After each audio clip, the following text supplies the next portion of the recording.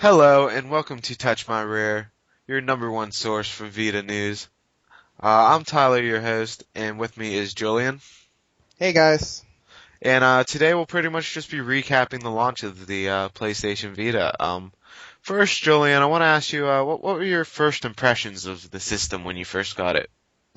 Um, my first impressions of the system were very positive. Unlike the 3DS, when I first turned on the system, it pretty much was something unlike that we haven't had before as a handheld. You don't get a generic startup screen like the Game Boy Advance or anything like that. It went through a very intuitive process of teaching you how stuff works through the menus and whatnot. And of course, when I actually got to the main screen, scrolling through everything and just pretty much going through the capacitive touchscreens and everything like that was a very neat experience.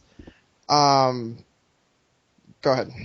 Yeah, one of the things I really liked that helped get you used to the system was the Welcome Park software they had packaged in with the Vita. Yeah, that itself was pretty much okay. No, I derped out there because I didn't even really use that. I used it for like 5 seconds. You always derp out, Julian. That's the one thing we can always guarantee from you. Well, pretty much it's just a collection of like, I think it was like 4 or 5 mini games, and it just teaches you the rear touchpad and the touchscreen.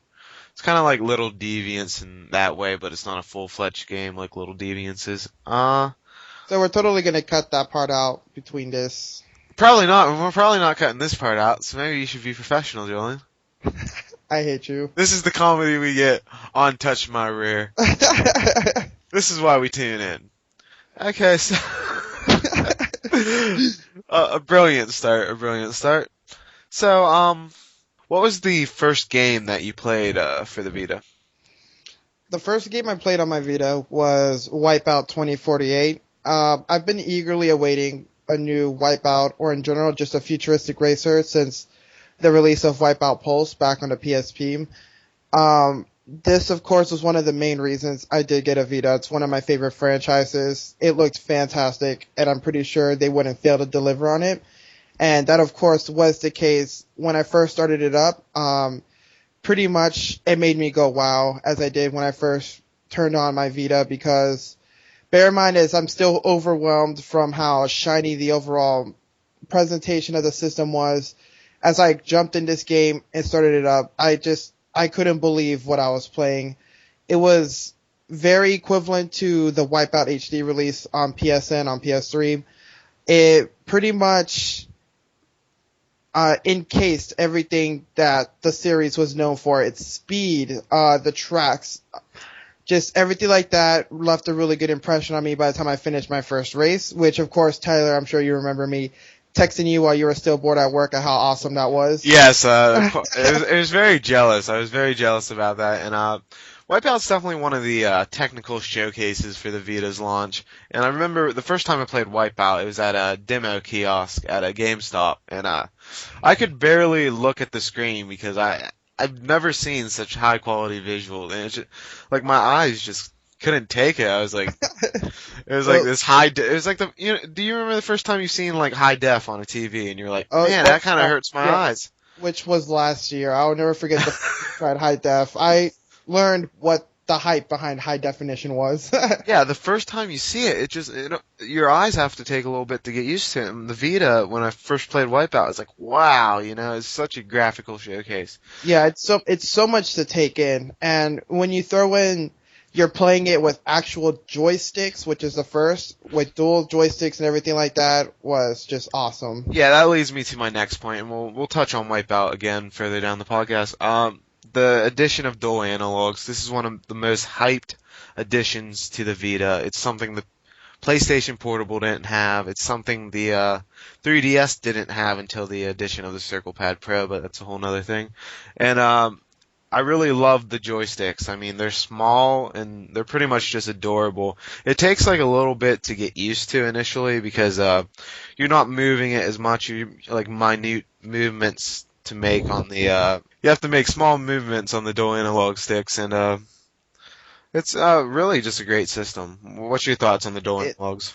it Initially, when I first played them at the demo kiosk at GameStop, the first impression was these just look absolutely cute for something like that. As they're so small, they're very durable, and they're very comfortable to maneuver. One of my problems with the PS3's joysticks is that I feel like the material used on them makes it very prone for your fingers to slip off of them. On this one, it seems like it has a more firmer grip as you use them, so it's just very comfortable to hold in your hand. Pretty much they function how you would expect them to work. Playing a game like Uncharted with them was, as Tyler said initially, at first it's kind of a little bit awkward. Well, Uncharted's aiming and stuff is kind of just awkward in In itself. general, We'll yeah. when we touch on Uncharted. And it's just, but when you actually get used to it and using it in other games, or even using it in PSP games that allow for you to use the right joystick as controls or something like that, it works really well for what it's done.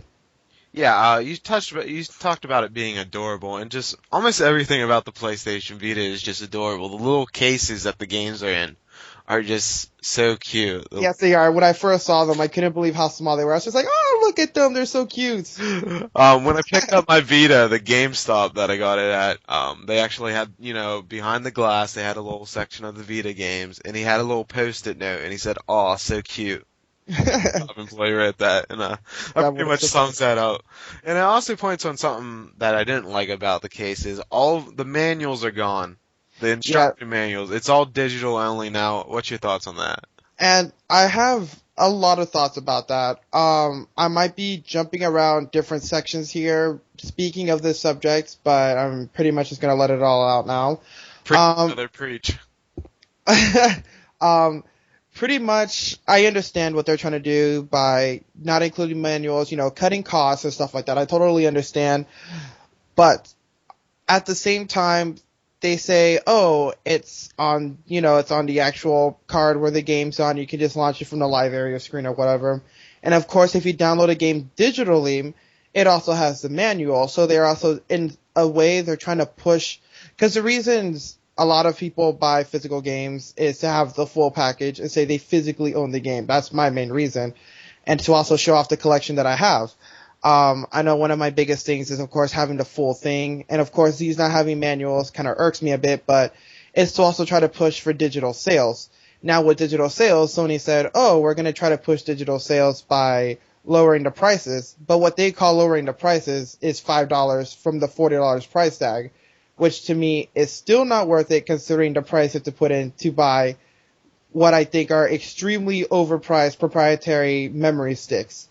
Although on the digital pricing, it is a step up from the PlayStation Go's, the portable Go. Oh yeah, its online store, everything was the same price as retail, so they're going a step in the right direction for digital downloads. Continue. They are. I just think in the future, the inevitable revision or whatever else they do, I really hope they do include a decent amount of internal memory as they did with the PSP Go. 16 gigabytes was pretty much enough for a really good chunk of the games they had on the PlayStation Network. The PSP Go games are a lot smaller in size than the Vita games, so you could pack a lot more into that 16 gigabytes. I did own a Go. I actually owned two of them, so I did really like the system. But the prices did kind of suck when, I'd go to a store and I'd see a game for like $20, and then I go to the PlayStation store and it's 30. I'm like, yeah, especially when a lot of people lost out on a lot of their UMDs that weren't available on the PlayStation Network. So they did a lot of things right with the Go to set it up for the future, but they did a lot at the same time to make it fail. Yeah, I feel like the failure of the PSP Go was one of the best things that could happen for the Vita, because they really learned from a lot of the mistakes. Yes. And I feel that they've, really enhanced the Vita with that. Yeah, they've learned that 100% digital is still not the way to go yet. I feel like it won't be for a while. Same here. And it's just, a lot of people are like, oh, I'm going digital. My main problem with that is like I said before, I'll be jumping subject to subject, it's PlayStation, or Sony in general, is notorious for randomly taking down games from the PlayStation Network. So how would you feel if, because I do believe even if it's been taken down PlayStation Network, you can still get the game from your downloads list. I'd hope But so. how would you feel if a game you just bought, 5 years down the road, just because there's some licensing issue or whatever, your game disappears from that list? That would make me very angry as a consumer because I just paid full price for that game and you just decide to take it from me for no reason whatsoever. Yeah, that's definitely terrible. Also, this is the first time I've ever been happy that a game has an online pass, just so it has something in the empty Vita case. I'm like, yeah. I hate online passes with a passion, but I So get so excited. I'm like, oh, Unit 13 has one, MLB 12 has one, awesome. I'm like, I just want something filling that yeah. void. Because uh, Vita games are so small, they're less than an inch, and they're even though the cases are adorably small, they're still huge compared to like what it holds.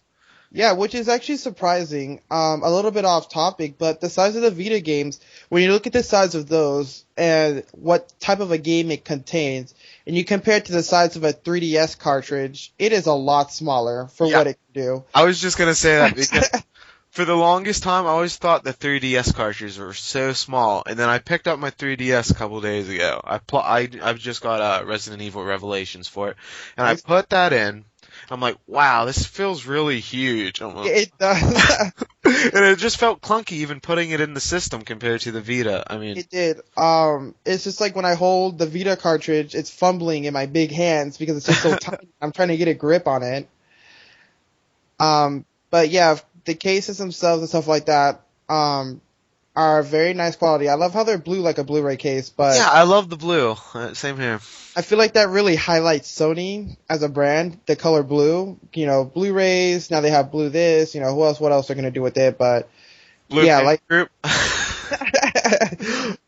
I just feel like without the manuals, the games are missing a piece of their soul from the case, which is really disappointing. I know I picked up a used game for the Vita a few days ago, and it didn't have the insert on the inside, and I just stared at the blank void that it had sitting there.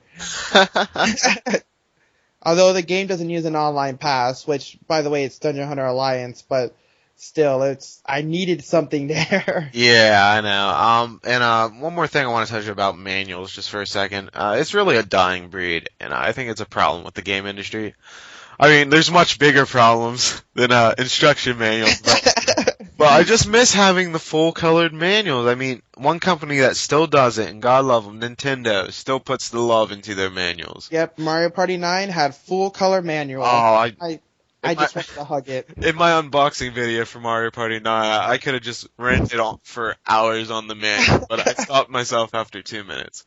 But yeah, one of my favorite manuals of all time, this is a little off topic, but oh well, is Okay. WarioWare for the Game Boy Advance. It just had like the best manual I've ever seen. It had little games in there for you to Yeah. like play, and it was just a phenomenal manual. And at least Nintendo's keeping manuals alive, so. Yeah, it's good. I feel like for any game in general, the manual is a good place for lore on backstory, tips, anything about it.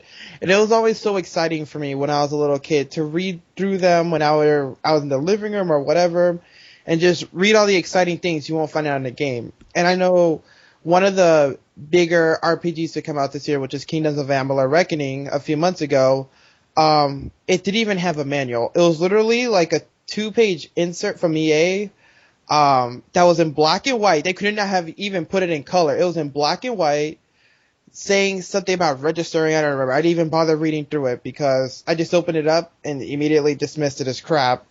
But my favorite manual of all time is the manual to Nox, which was a PC RPG released by Westwood back in like 1999 or something around there.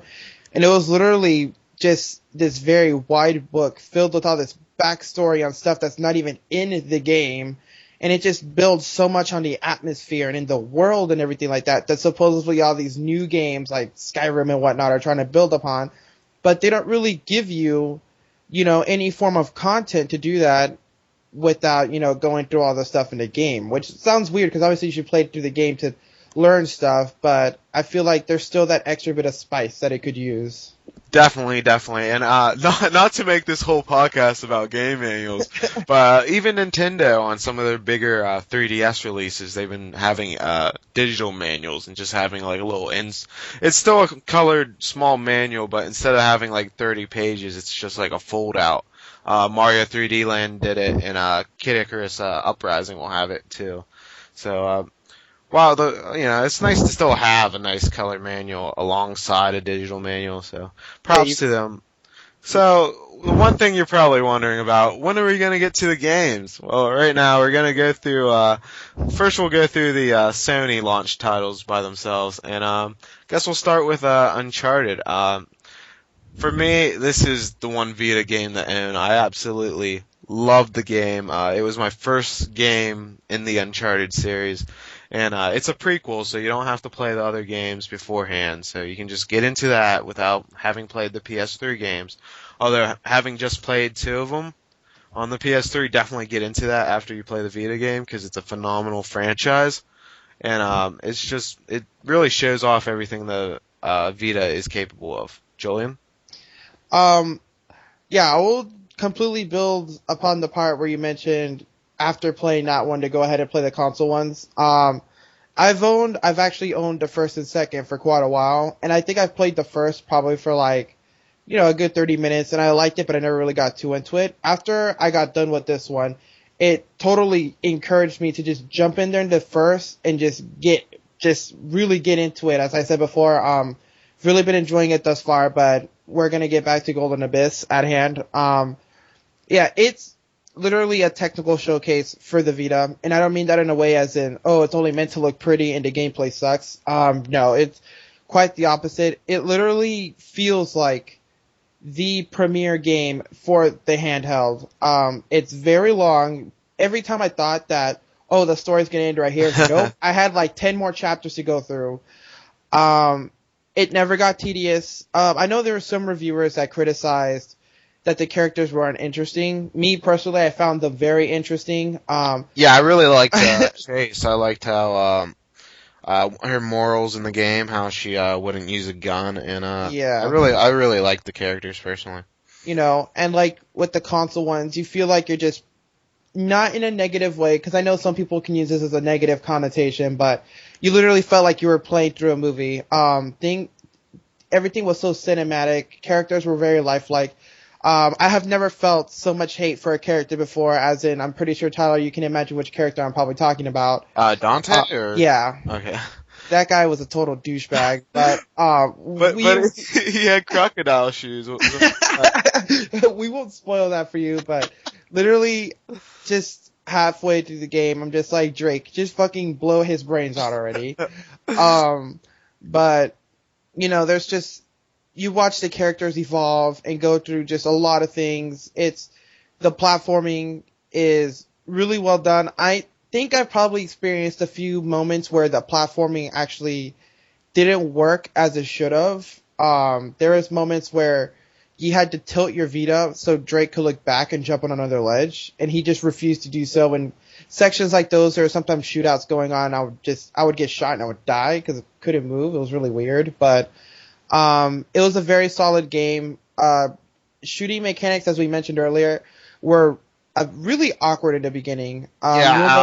On your first playthrough, I definitely recommend putting on the auto aim. It's not auto aim in the traditional sense. It's kind of like Call of Duty, where you can snap on the people. So like on your first playthrough, when you're getting used to it, I'd recommend that. But you can't use that on hard, and I've been replaying the game on hard, and pretty much you can tilt the Vita to like aim it a little bit, like make fine adjustments, and I've been using that really well. And so I get the general area with the right analog stick. I look down my sights, and then I move my Vita around to the guy's head. I get a perfect headshot almost every time. It's really quite intuitive once you get used to it. Yeah, getting headshots in the game as well. I can't even begin to tell you how many headshot trophies I've gotten, because I found it very entertaining to get those. Especially when they're standing by a cliff and they fall over and they're screaming to their death. It's the funniest thing. But, yeah, the aiming, what can make it really awkward too, is that sometimes whenever you're using a sniper or anything that zooms, the rear touch panel and the front touchscreen controls how much you zoom. Besides, I think it was the D-pad that could also control how much you could zoom in and out. And at times I found that either the rear or the front could be too sensitive to my finger movement. So say Yeah. if I'm trying to zoom in manually with the D-pad, it would still, I guess my finger was still too close to the back or the front, and it would change my zoom scale that way, and it got really annoying after a while. Especially after you have a sniper that's aiming straight at your head, because you can see their laser sights. Right when you aim them to shoot in the head, you screw up your zoom in. Before you can make the shot, you get killed. So it got a little frustrating, but you eventually get used to it. You learn to keep distance from the screens when you're playing more touchscreen based games. Yeah, you actually have to learn how to hold the Vita different than you would on the 3DS. I have my fingers against the back. Yeah, same here. No problem. But with the Vita, I have to hold it differently. There's little grips on the back right before the side, so I kind of just curve my finger into them, and that's how I've been playing it. But initially, you get kind of you have to hold the system differently than you would another handheld. So it is an adjustment period. It is. As well, I would recommend that if you ever do find jumping ledge to ledge a little bit, I don't want to say complicated, because it's not complicated at all, but if you don't see the movements aren't going the way you want them, say if you're trying to jump on a ledge and Drake just doesn't want to, just tap it on the touchscreen and he'll automatically jump there. So yeah, that was a nice touch for the platforming parts. It was, especially the sections where it was timing based and I would screw up my timing. I was like, you know what, screw it. I'm just going to tap the screen and just let him jump there. And he did that. In no way was that meant to quote unquote simplify the game or make it anything like that. It's just, it's to make it more intuitive. Because if you were to jump to a ledge on your right, you would just aim the control stick right, press X, and he would jump. Well, say you could do it a lot quicker if you're still moving him and you just tap the touchscreen and he automatically jumps there. So it's not a bad thing for those of you quote-unquote hardcore gamers. Yeah, and although the game is fantastic, it does have some technical issues. I've noticed quite a bit of slowdown on some parts of it, specifically on the last mission and I think it's chapter 11 where it's a chase mission and there's 5 guys firing at you and you can't really fire back. You're just running the whole mission. Yeah, and there's some slowdown and other than that, it's pretty great. But one other issue I had was I had to restart my Vita. That's fixed the problem, thankfully. But Drake kept going backwards on ledges, and it really made the game. Pardon, this is my first Uncharted experience. I thought maybe this is just how the game was, and I was like, oh, this is kind of a weird design choice. But so I got through the first 10 levels playing the game with him. If I wasn't moving, he'd start going backwards on ledges. But I restarted my Vita, and it's worked fine ever since, thankfully. Have you any issues with the game?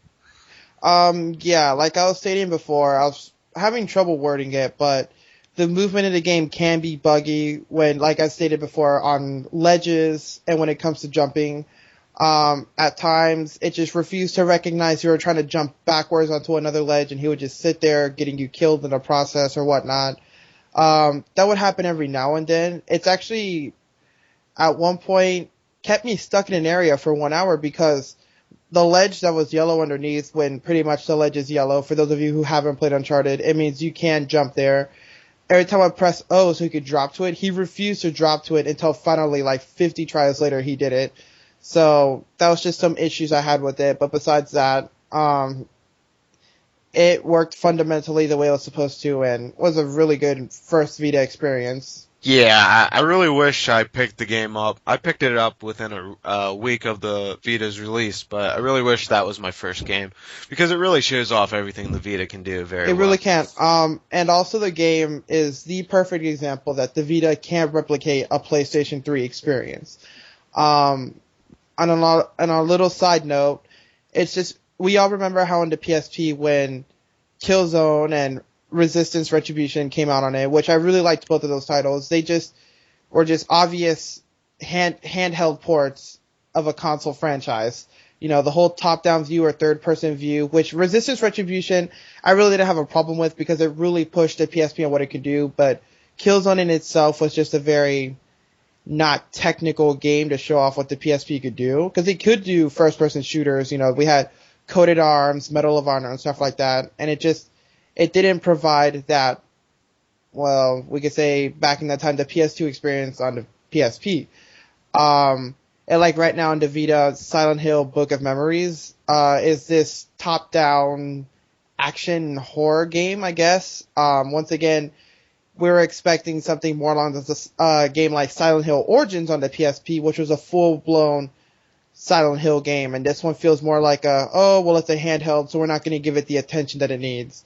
And that's games like Uncharted prove that it can and should be done on the PlayStation Vita. Also about Silent Hill, they are working on like 3 different Silent Hill games at the same time. So I mean, you could see where it kind of got lost in the shuffle because they just had a console release out and they had an HD collection of 2 and 3 just released. And one final note on Uncharted. I think this pretty much sums up the game pretty well. A GameStop employee asked me how I was liking my Vita. I said I loved it. They said, I really want one because I want to play Uncharted. Do you think it's worth getting, just for that game? At the time I said no because I hadn't finished the game. After playing it like twice, it's definitely worth it. It is. There's a charm about the game that's me. I don't really play games again after I beat them. The only game ever that's had me do that was Banjo-Tooie and Paper Mario on the Nintendo 64. And this one is just, I've been getting the itch to play through it again because just some of the scenes you go through are spectacular to look at and just go through. And like I said before, this is the definitive handheld experience that you should be getting on the PlayStation Vita. And on the 3DS for that case, as is, games like Mario 3D Land and Resident Evil Revelations. Those are the kind of games you should be seeing on handhelds at this point. Yeah, Uncharted really, it just set a new standard for the cinematic experience on a handheld, and for that it should be applauded. Next game we'll talk about is Hot Shots Golf World Invitational for the Vita. I love the series. It's one of my favorite golf series, and this was actually the first game I got for my Vita, and I absolutely love it.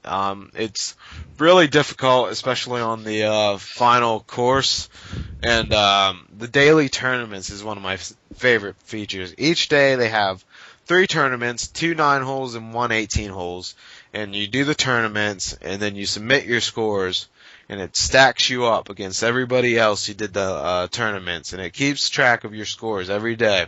And right now I'm 205 out of, I'm not exactly sure, it's probably like 10,000 or more people who've played the game. And it's really addictive because you want to keep going down the list and not go up, and it's quite addicting. Julian, you haven't had such a pleasant experience with this game. Oh, excuse me.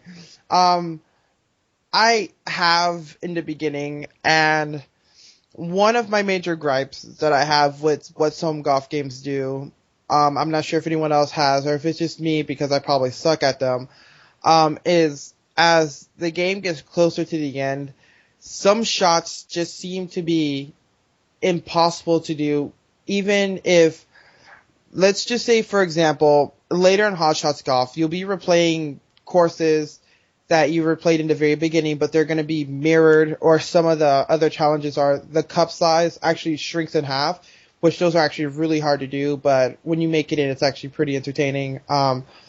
It's, okay, say if you use like a 9-iron, and on the map it shows that it would land on pretty much on the green, close to the hole.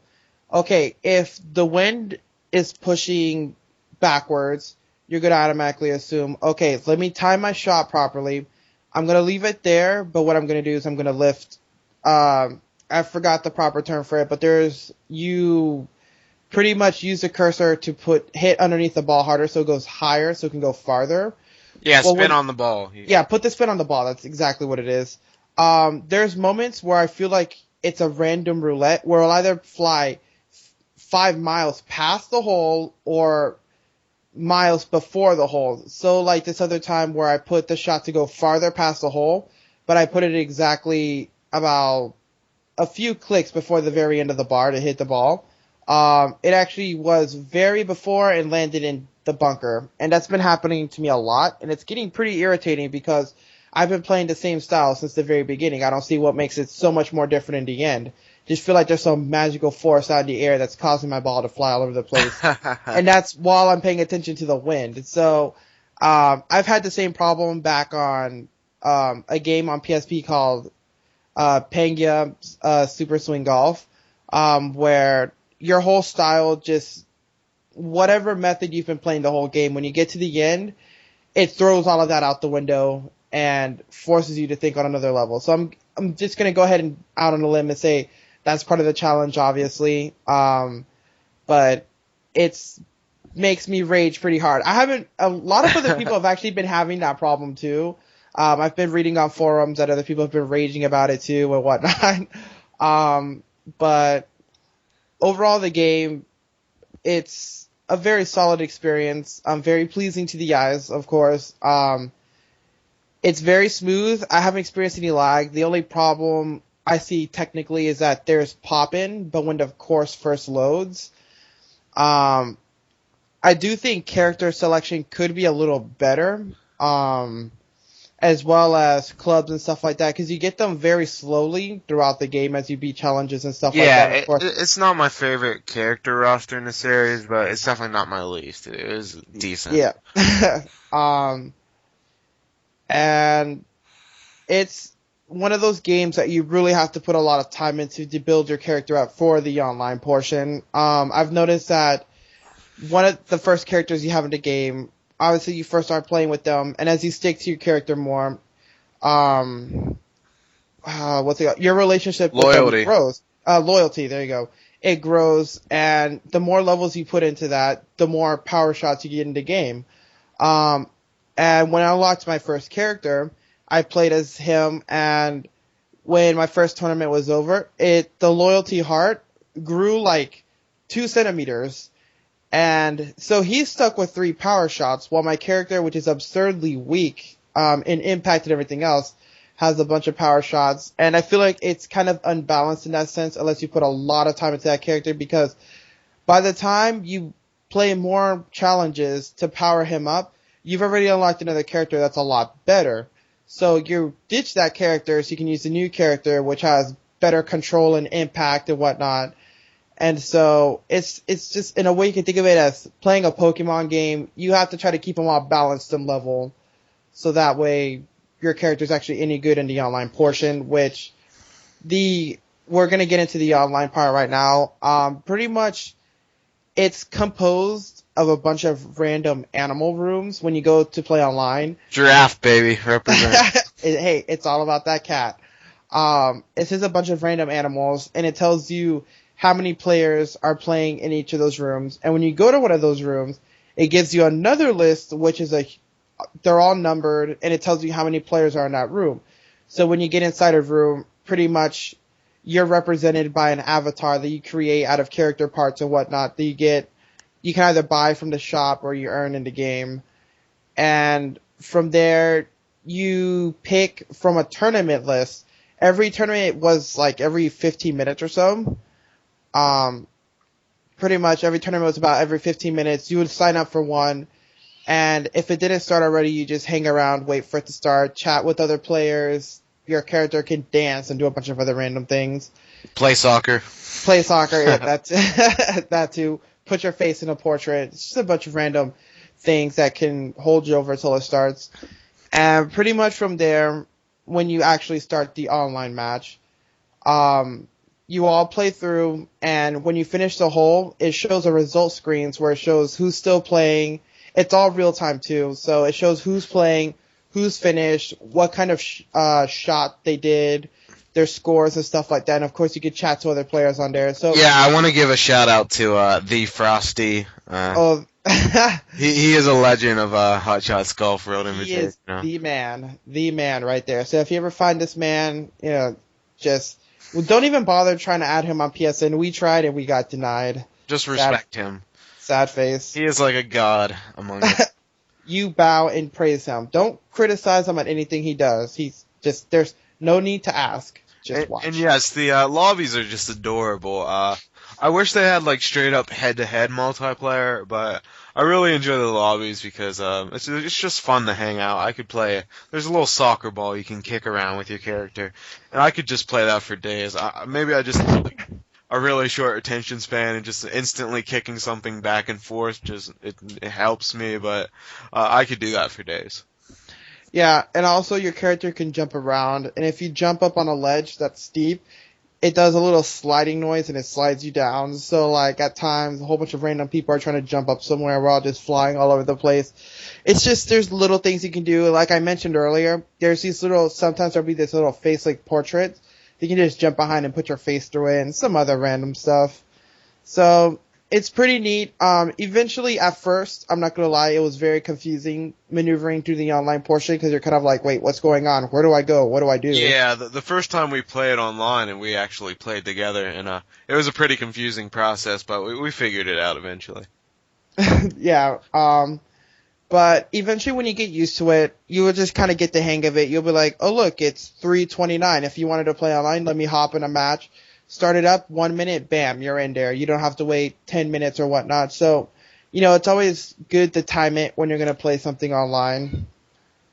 Yeah, definitely. So while it does have a cute exterior, the game itself is it's a pretty hardcore game, like Julian said. So it's a time sink. You can put a lot of time into that game. So in my opinion, it's definitely worth buying. Do you think it's worth buying, Julian? It is, for sure. It was one of my very first games. It was another one I was looking forward to, and it lived up to my expectations. I'm having a fantastic time with it, even more so when we would play online and we met sexy gods such as the Frosty. Praise him. Oh, yes, all about him. It hasn't let me down. I'm still working towards actually getting to the very end, even though it is starting to frustrate me, but it's just got to put time into it so you can build up your characters. That's all there is to it. Yeah, I actually just unlocked the last set of challenges, platinum, so wish me luck because I am getting my ass handed to me on this last thing. Yeah, there's some challenges where it will shrink the cup size half. So those moments where you get lucky where your ball will chip the side of the cup and fall in, yeah, you'll kiss those moments goodbye when this happens. Because if you're not pinpoint precise, say hello to pars or bogeys every hole. I didn't even realize it was like that until when I finished the challenge. It said half cup size challenge, and I was like, oh, that's why it was so hard. Yeah, it's really just a great title for the Vita, and we'll go to another Sony offering next. This time, a downloadable game, Escape Plan for the PS Vita. Julian, have you had the chance to play this any? I haven't. As I mentioned in my stance earlier, I'm not really big on digital games. It does look very interesting. I've seen some of the basic premise for it, but I have not played it. I actually bought the game. It was my first downloadable game for the Vita. I really, really just love the art style of it. It's pretty much black, white, and that's pretty much it. It's just monochrome colors. The art direction's great in the story, and pretty much the story is you're two characters. You're a little guy called Lil, and then there's a big guy who's called Large, so it's quite fitting the names. And pretty much you control them, but not using the analog sticks, not using the buttons, but it's all with the touchscreen and the rear touchscreen.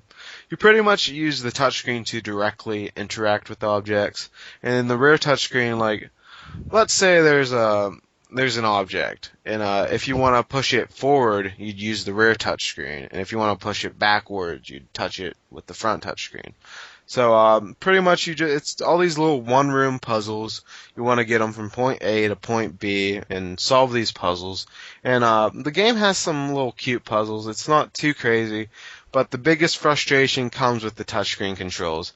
Sometimes it won't recognize your input, and it just makes it a little more difficult than it can be, but it's definitely a fun game if you know what you're getting. I'd try that. I know there's a demo on the GameStop kiosk. I'm not sure if it's on the PlayStation Store yet, But if you try that out, see how you like the game. It's not for everyone because the touchscreen controls can be difficult.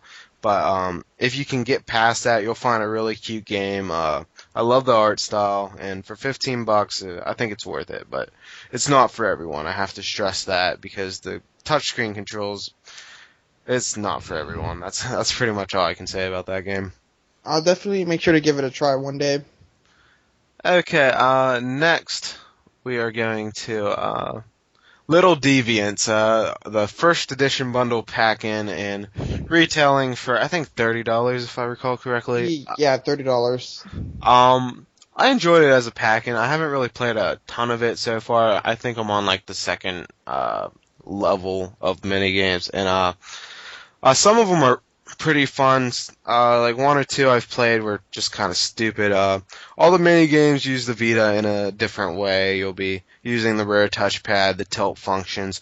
Really shows you everything you have. It's a decent game. I don't think you're really gonna write home about it anytime soon. There's some mini games that you'll come back to a few times, try to get a high score, but it's really nothing. It's not a must buy. It's not a WarioWare. It's not a Mario Party. It's pretty much a tech demo. I mean, I can't even justify paying $30 for it, but as a pack-in, in which I think the game should have been for all of the bundles, it's a nice pack-in bonus, but I can't really recommend you paying the $30 for it.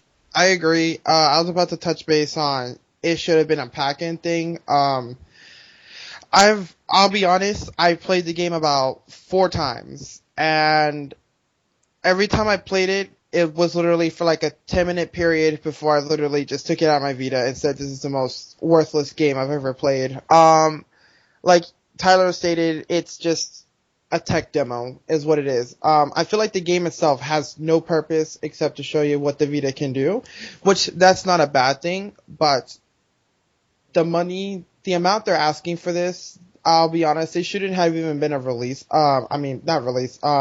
A retail game. It should have just been a digital download for like $10.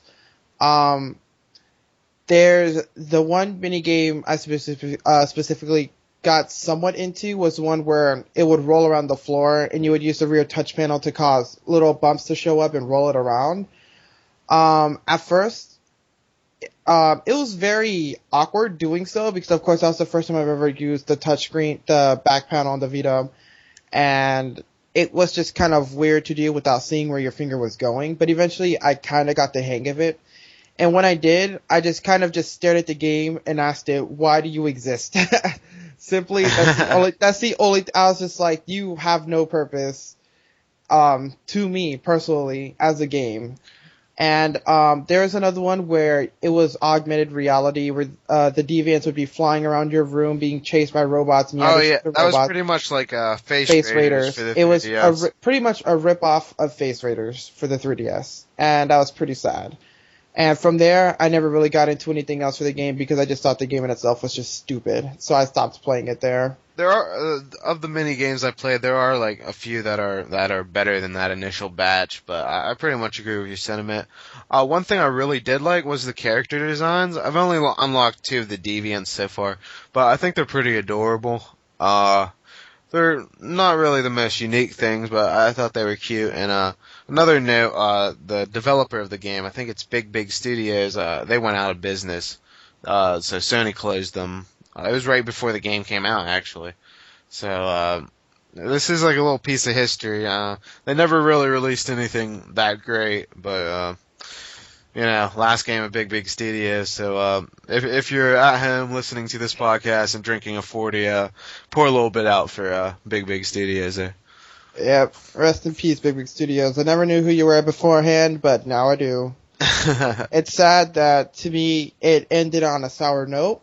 But, oh well, what you gonna do? Sadly, I think this was their best release. That's actually very depressing. As I said, never released anything really good. I think this was their high note, being a packing game for a first edition bundle. That was they were given a shot and they blew it. Next title on my list is Hustle Kings for the PlayStation Network. Interesting enough, if you have Hustle Kings for the PlayStation 3, you actually get this game free for download. It's a billiards game. I haven't played it. Julian, have you? Unfortunately, I haven't either. But from everything I've read, it seems like a solid pull game. I think it's $10. I'm not exactly sure, but it's somewhere in that $10 to $15 price range. And once again, if you bought it for the PS3, you already own it. So if you do own it, it's worth picking up. It has some DLC. I know you can buy a snooker for it.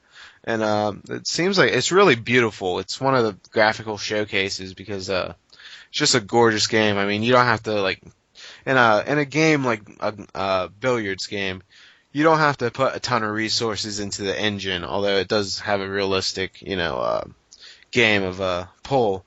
But the graphics are just gorgeous. And next on the list, we'll talk about Mod Nation Racers Road Trip.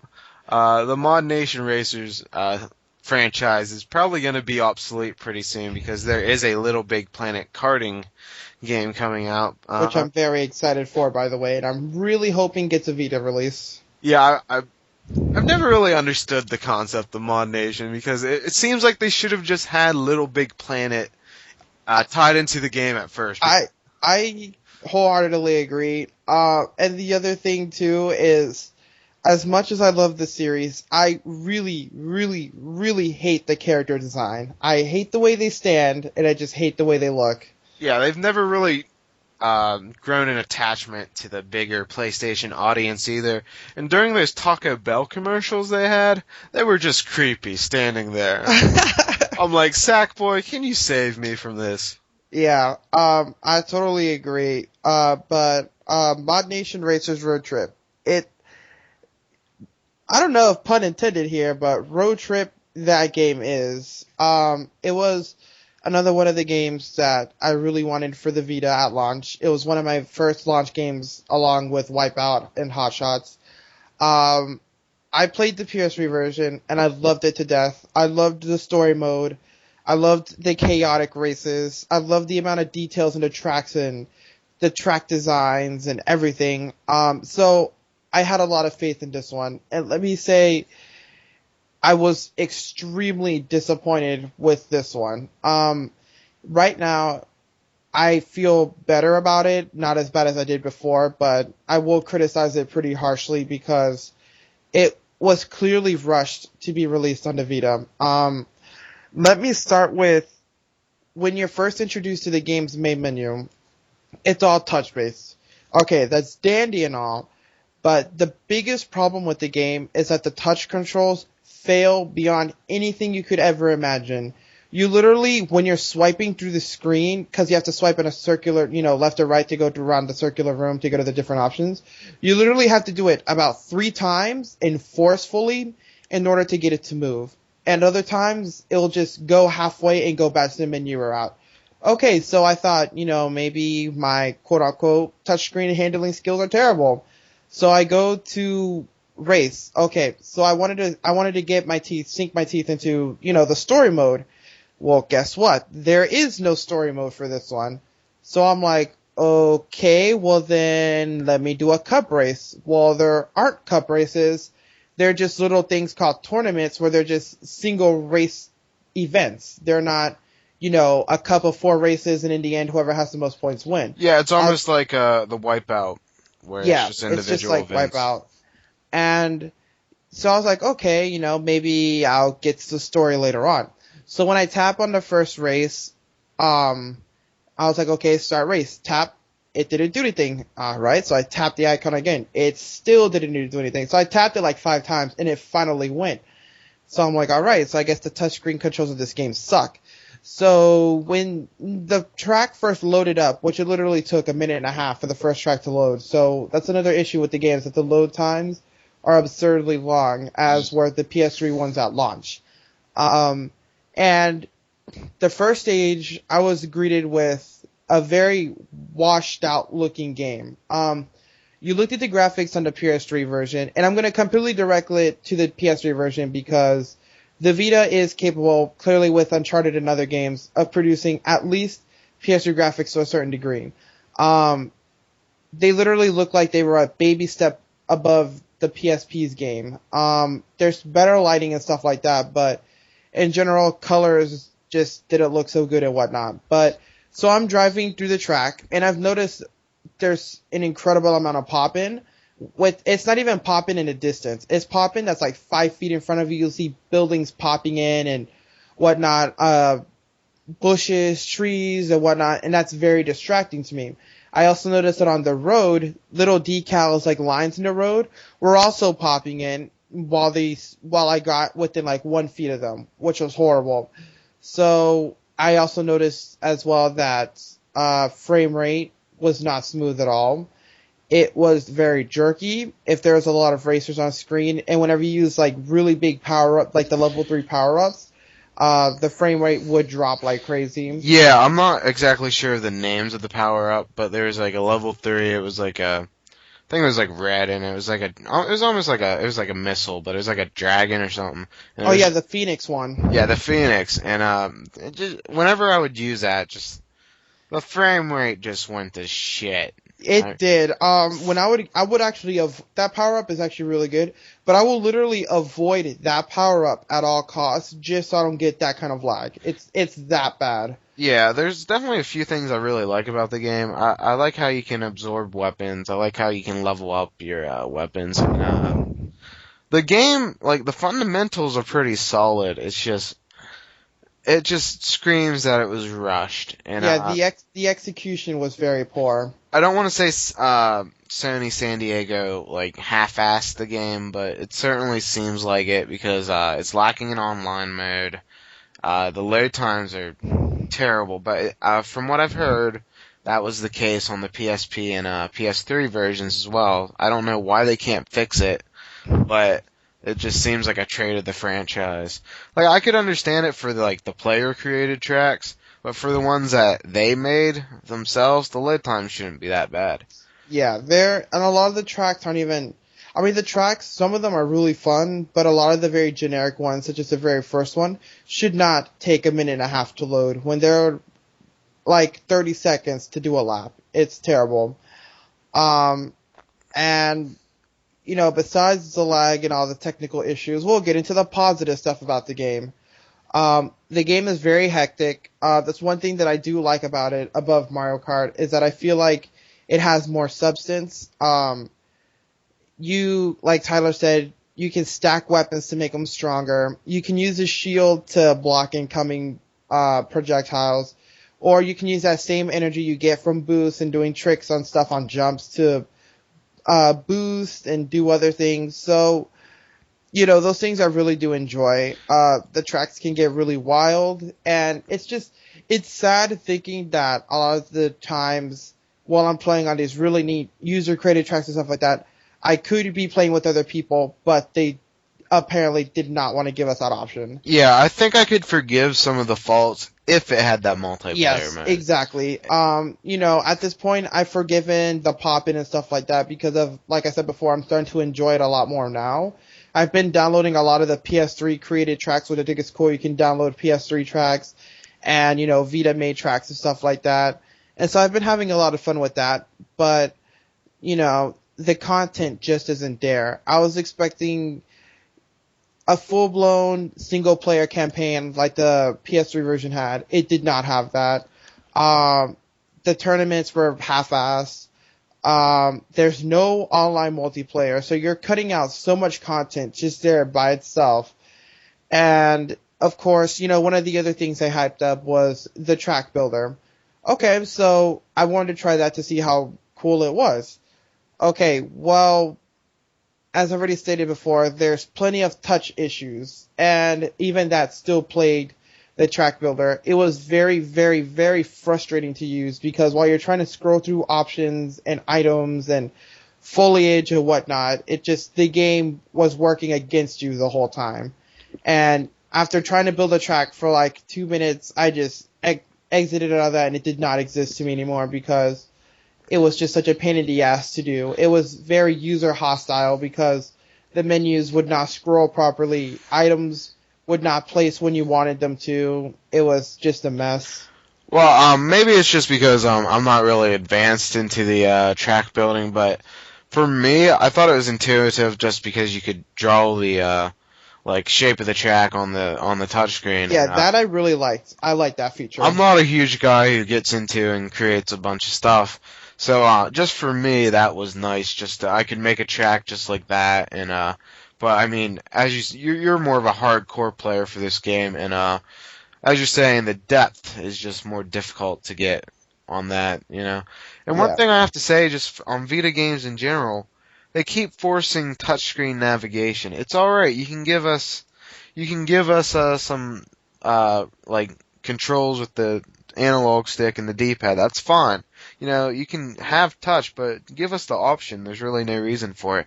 Like Hot Shots Golf, at least you can go through the menus with the analog stick. You don't have to use the touchscreen controls. Yeah. That's one of the things too is that I really hope they learn from what happened with the DS at launch was all these forced controls of touch, all these forced touchscreen controls really in the end just caused everything to just use regular buttons, which I find really ironic because it goes against the original purpose, but because they've realized that forcing a certain control concept on the player can produce undesirable results that people don't like.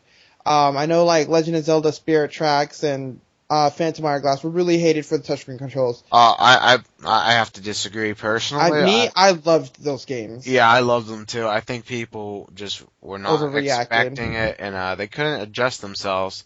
And personally, I think it's on them because I thought the control schemes were pretty A, Simplistic. intuitive, B, they were easy enough to grasp around. So I mean, I love those games. I thought they were just two of the best DS games out there. So I mean, Yeah, I totally agree, and that's why I brought them up. It's because, people always have different opinions about things. Some people like when they make intuitive stuff like that, and other people are totally against it. So there's always just that split party, which is why I say, just give us both control options. It's not hard, and it's gonna make both parties happy.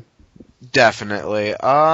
Next game is Super Stardust Delta. That is a sequel to the PSN release for the PS3. And it's downloadable for this. Have you played it any, Julian? I played the demo. I've never played a Super Stardust game before. I remember when this was first announced for the Vita, it was supposed to go retail, but eventually they just made it a digital download, so it kind of drifted off my radar.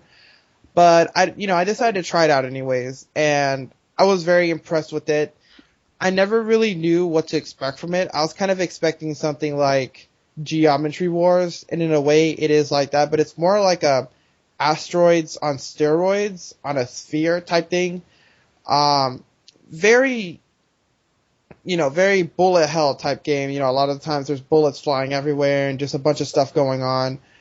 It showcased the Vita's technical specs very well. There was fantastic lighting, textures, everything was beautiful to look at. The game was very smooth, very, like, no matter what was going on, thousands of explosions or whatever, it was always at a very silky, smooth frame rate. I didn't experience it dropping, and pretty much outside of there, if you enjoyed games like Asteroids, Geometry Wars, games along that lines, indie space shooter games, I think it'd be a game you would really enjoy. It's a twin stick shooter, so pretty much you're using the left joystick to maneuver around and the right joystick to fire your weapon. Yeah, how nice is it to finally have a handheld that can do something as simple as a twin stick shooter? That's what the It, Vita brings us. it's fantastic. And on this, I'm gonna go off topic here, but with something like the PlayStation Suite, I believe it's called, coming out for people to make more indie stuff for it, I'm very excited of what it could do. Obviously, in my opinion, I honestly think if people can make all these little indie games and whatnot, little tech demos and stuff for the iPad and iPod, I really do think they could make it for the Vita. And if they're to bring that kind of functionality into the PlayStation Store, it would really improve sales and would stop all this doom and gloom about, iPhone gaming is going to take over, which I don't think the case. I just think it's because developers are not utilizing what is there in front of them. Well, to be honest, 99-cent games are pretty much killing the market. Yeah, But and that's what I mean. If we were to get, I just don't understand why these kind of games that come out on the iPhone and stuff like that, if they ever do get ported to the Vita or somewhere in the PlayStation Store, say, perfect example would be something like Dungeon Hunter Alliance. It's the Dungeon Hunter that was known on iOS and Android for like $7, inflated to $40. I just don't understand why the hell they can't just put on the PlayStation Store and say, Sony, we are going to charge $7 for this game as we do on the Android market and the App Store, and there we go. I just don't understand why when it releases on the PlayStation Network, it's just inflated to this incredible amount. yeah, it's pretty obvious that they're trying to. It's right now. It's the only like RPG out for North America so far. So if you want a hack and slash type RPG game, you have to buy that. You don't really have any other choices. So that's pretty much explains the price point. Ubisoft thought they could make money, and if they can, good for them. I'm not. They're not gonna get my money for that game. We'll touch on the game later, and for our last of the Sony launch day titles, we also have some launch window titles to touch on later, is Wipeout 2048, which is one of the second games I got for the Vita, and as I was saying earlier, it really is a technical showpiece, and I was disappointed in the lack of modes, in that you can't just go into the options and do a quick race, pick a course and stuff like that. But other than that one complaint, while it is like pretty big, it's a fantastic game. The racing's on point, and it's having a full-fledged Wipeout game in your hands. And while I really enjoyed Pure for the PSP, this is just on a whole nother level, Julian. It is. And as Tyler said, the fact that there wasn't a full-fledged single-player mode, it's kind of disappointing at first, because it was, like I said before, it was the very first Vita game that I played. I was so infatuated with how fancy everything was, I didn't really think about what I was missing out on until, a few days later, where I was like, wait a minute, this is missing like a tournament mode, a cup mode, single race and whatnot. And what it is, it's just a full-fledged campaign mode where it's this huge map where pretty much you play whatever event it wants you to. More ships, you level up your profile and stuff like that, and you just go on through the challenges as you go in more to the future. You start out at, what was it, the year 2048, and then 2049, and then 2050, and there's new tracks as you progress through the game and stuff like that. It's very similar to the grids that they did in Wipeout Pulse. Think of all the grids combined on a giant map, and you steadily unlock them as you go through them. There was something that was really neat, though, that there was also secret challenges where you would have to rub your finger along the rear touch panel, and it would pop up sections of the map. And when you would go through over the spot where the hidden event was, it would pop out, and it's like, oh, you found a hidden event. And that was also, I thought that was a really cool use of the touchscreen. Yeah, definitely. Of course, the races are very intuitive. Frame rate, it's always on point. At times, I will be honest, when there's a lot of stuff going on, such as in combat, it did drop, but it was very temporary. It wasn't like it would drag on for like 5 seconds, like in Mod Nation or whatnot. No, it was just like, 1 second and it's gone. And, besides all that, the multiplayer mode, it's very interesting. Yeah. It's just as awkward as Hot Shots Online. It gives you this multiplayer grid where you start off on different levels. If you have friends that are logged into PlayStation Network who are also want to play with you, you go into any like, if you can just hear from my voice, it's just very weird to explain. You go to whatever event it is you want, and if your friend goes to an event too, it automatically pairs you together in a room, and you should technically play together. It synchronizes you. I've had issues where Tyler and I spent like 20 minutes trying to find each other. Yeah, pretty much it's an online campaign. That's what they market it as. And each level, you have goals that you're trying to succeed. It can be something as simple as just not coming in last, or something as complex as coming in first and having to like hit a certain person with a weapon. And so you pretty much just do these things to progress through the levels, and that's pretty much the online mode. Yeah, and as well as that, one of the hyped features was the crossplay between Wipeout HD on PS3. That was interesting because it wasn't what I expected. It literally was Wipeout HD on the Vita. And what I mean by that is Wipeout 2048, everything, the vehicles, designs, and everything is different.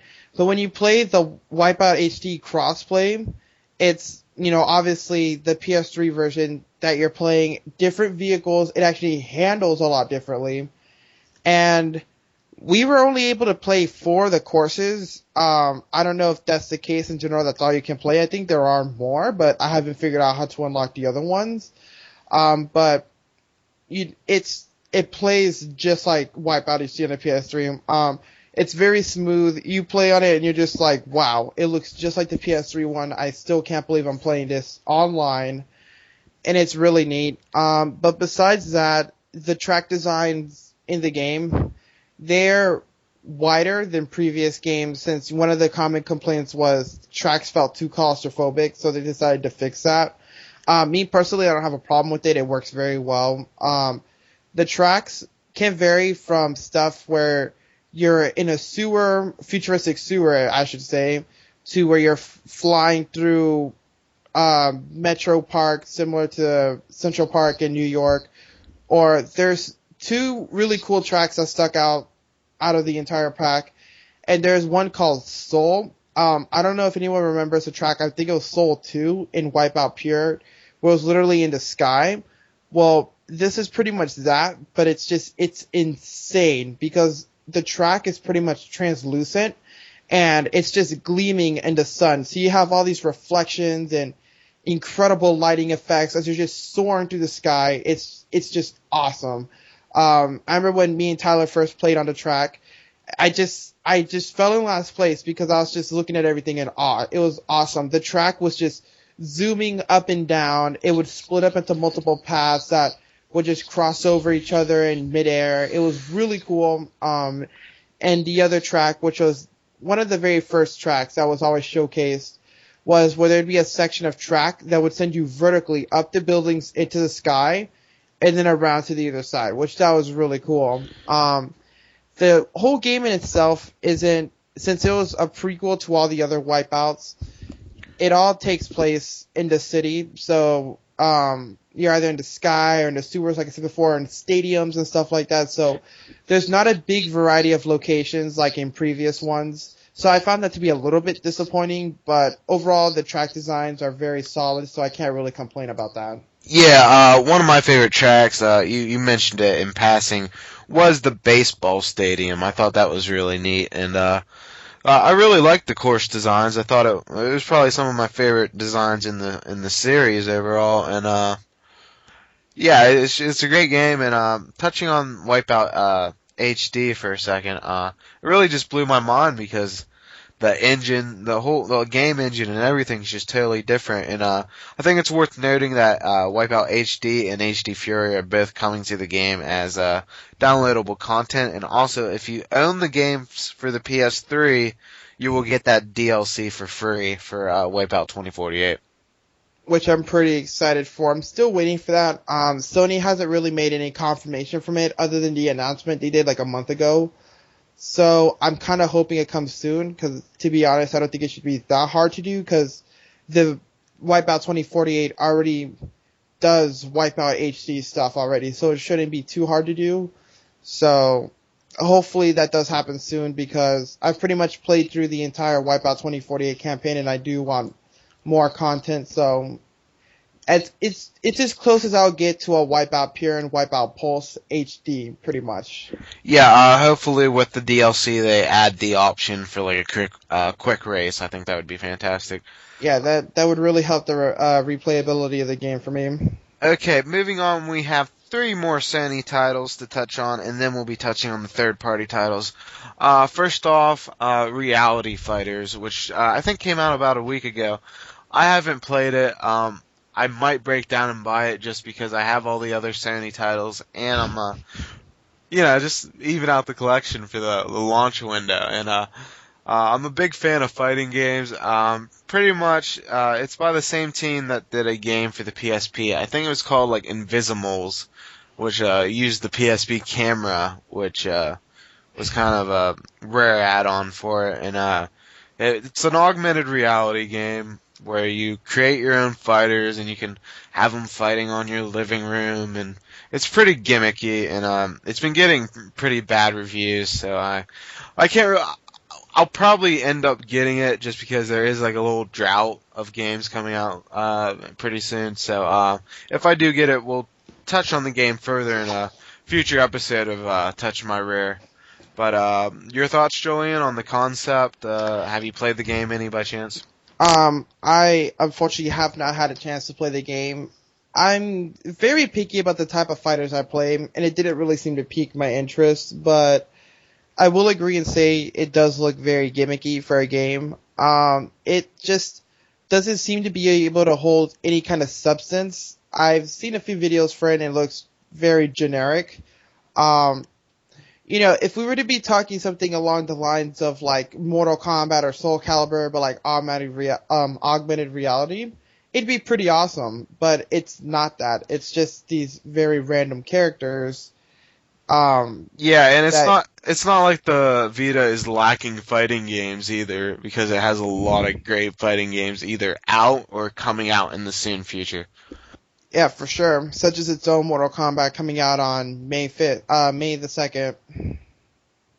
Yeah, so moving on Sony titles, first we'll touch on Unit 13, which is a third-person shooter by Zipper Interactive. You may know them from some of the sitcom series. Julian, I hear you've been enjoying the game. Want to give some thoughts on that? Yeah, I originally played it from the demo that was released. I was very much looking forward to it because I never really was a fan of what the SOCOM games were before. I'm not really big on stealthy third-person shooters, but SOCOM 4 on the PS3 I really did enjoy. So it was more of an out-and-open type game.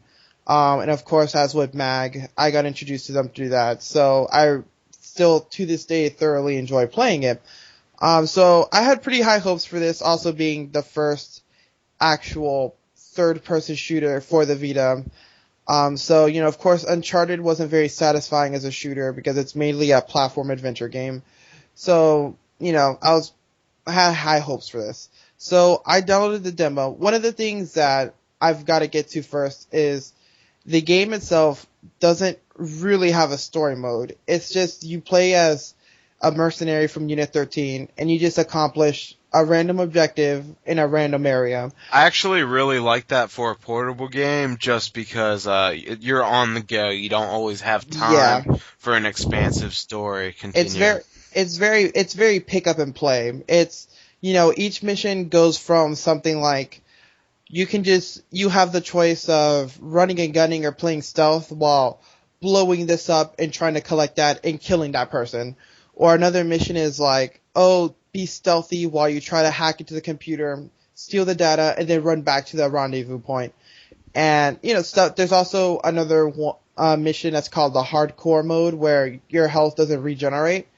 And those modes live up to their name of hardcore because they are very hard. But I got into the game. One thing I did notice is that the graphics are good, but they're bland at the same time. It's really weird to explain because you feel like there could be a little bit more detail, but at the same time you're running through stuff like warehouses and whatnot, so they're not exactly supposed to be all full of flowers and whatnot. So it's not something I really put in against it. But besides that, the important part, which is the gameplay, is your character will just hold on. I'm trying to find out where I'm going to start from this. Okay. The camera view behind your character, me personally, I think it's way too close. So at times it can feel a bit claustrophobic on the screen. But of course, when you hide behind crates or whenever you're just hiding out or whatnot, it goes into a farther view, so you can aim better. So it's not really big of a problem. Or of course, when you aim down the sights and stuff like that, and it's not really something that gets in your way. But you can, of course, your character can run with X. You can use items there's a cover-based system. So say if you're covered, there's going to be an enemy that will come close to where you're at. There's going to be like a little action prompt that comes up on the screen where you can tap it and it'll knife the enemy or whatever goes on there. But you have, of course, your weapons. Every operative that you can play as, they have their own variety of weapons they can use. And of course, as the more you use that operative, the more they level up and you can get more abilities and weapons and faster reloads and stuff like that. So a lot of that does add to the replayability of the game because you could play the mission as a different operative, have different weapons, you can use a different play style, in which, ironically, as I stated earlier, I'm not really big on stealth games, but playing stealthy in this game, I find it to be extremely entertaining as I hop out from cover to pretty much shoot someone in the head with a pistol that has a silencer. And the other guy is confused and he's trying to run away and I instantly jump up and I snipe him. So I found that to be really entertaining. Yeah, also, you touched on the replay value. And after you beat a mission in the I don't want to say a story mode, but the mission mode, you do unlock the ability to play that level with randomized objectives, kind of like in the sitcom Fireteam Bravo games for the PSP. So I really like that function. Yeah, and enemy AI is, for the most part, it's pretty intelligent. If they realize you're there, they're not just going to stand there and shoot you. Most of the times they will actually run around your cover and just run up to you and knife you or something. So they're quite hostile when they know you're there. There's also stuff like cameras, and then there's mines that you can disarm, grenades, all that kind of good stuff you can expect from a shooter. I've heard that the game is very buggy, that it can it's been crashing PSPs and stuff like that. Me personally, I haven't experienced that. They've said where there'll be moments where the sound cuts out and it'll freeze their Vita and whatnot. So like I said, I had the sound happen to me once. I haven't had any problems with the game otherwise. Yeah, same here. I have yet to experience that. I've played a good like 10 missions or so. But yeah, playing through the game, it's just mini series of missions that you do, just run around from raging stuff where you go kill people and collect this and blow that up and stuff like that. So I don't want to make it sound generic, but it's as close as you'll come to a really good third-person shooter game for the Vita that uses both control sticks. That's another thing. The control scheme works very well. Unlike Uncharted, where I said the aiming was awkward, in this game, it works beautifully the way you want it to. Aims just like you would if you were using a PS3 joypad or whatnot. So it works really well. You use the R to shoot. There's on-screen prompts to aim down sights and stuff like that and reload, or you can just use the buttons to do that. So I like that you have that option. And, of course, other modes include stuff where you can do co-op with another player, play through the missions with another player, which is really neat. I haven't been able to do that myself. I've been meaning to do that with Tyler for whenever he's actually able to do that. Wink, wink.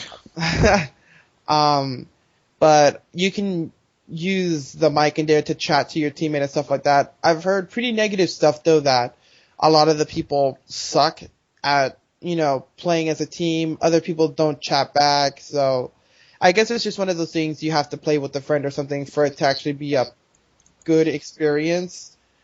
And then, of course, as with Hot Shots Golf, there's also a daily mission or something like that. I forgot what it's called. Yeah, there's a daily challenge or something like that. Yeah, that you can do. And then, of course, it compares your scores with other players and your success rates and stuff like that. So that's also really neat. It's honestly, I think it's a really good start for the shooter genre and the Vita. As Tyler said, it works perfectly as just pop in, play and go type game. There's just no complicated scenarios to go through, nothing like that. You beat a mission, okay, good. You can start off with something else later on.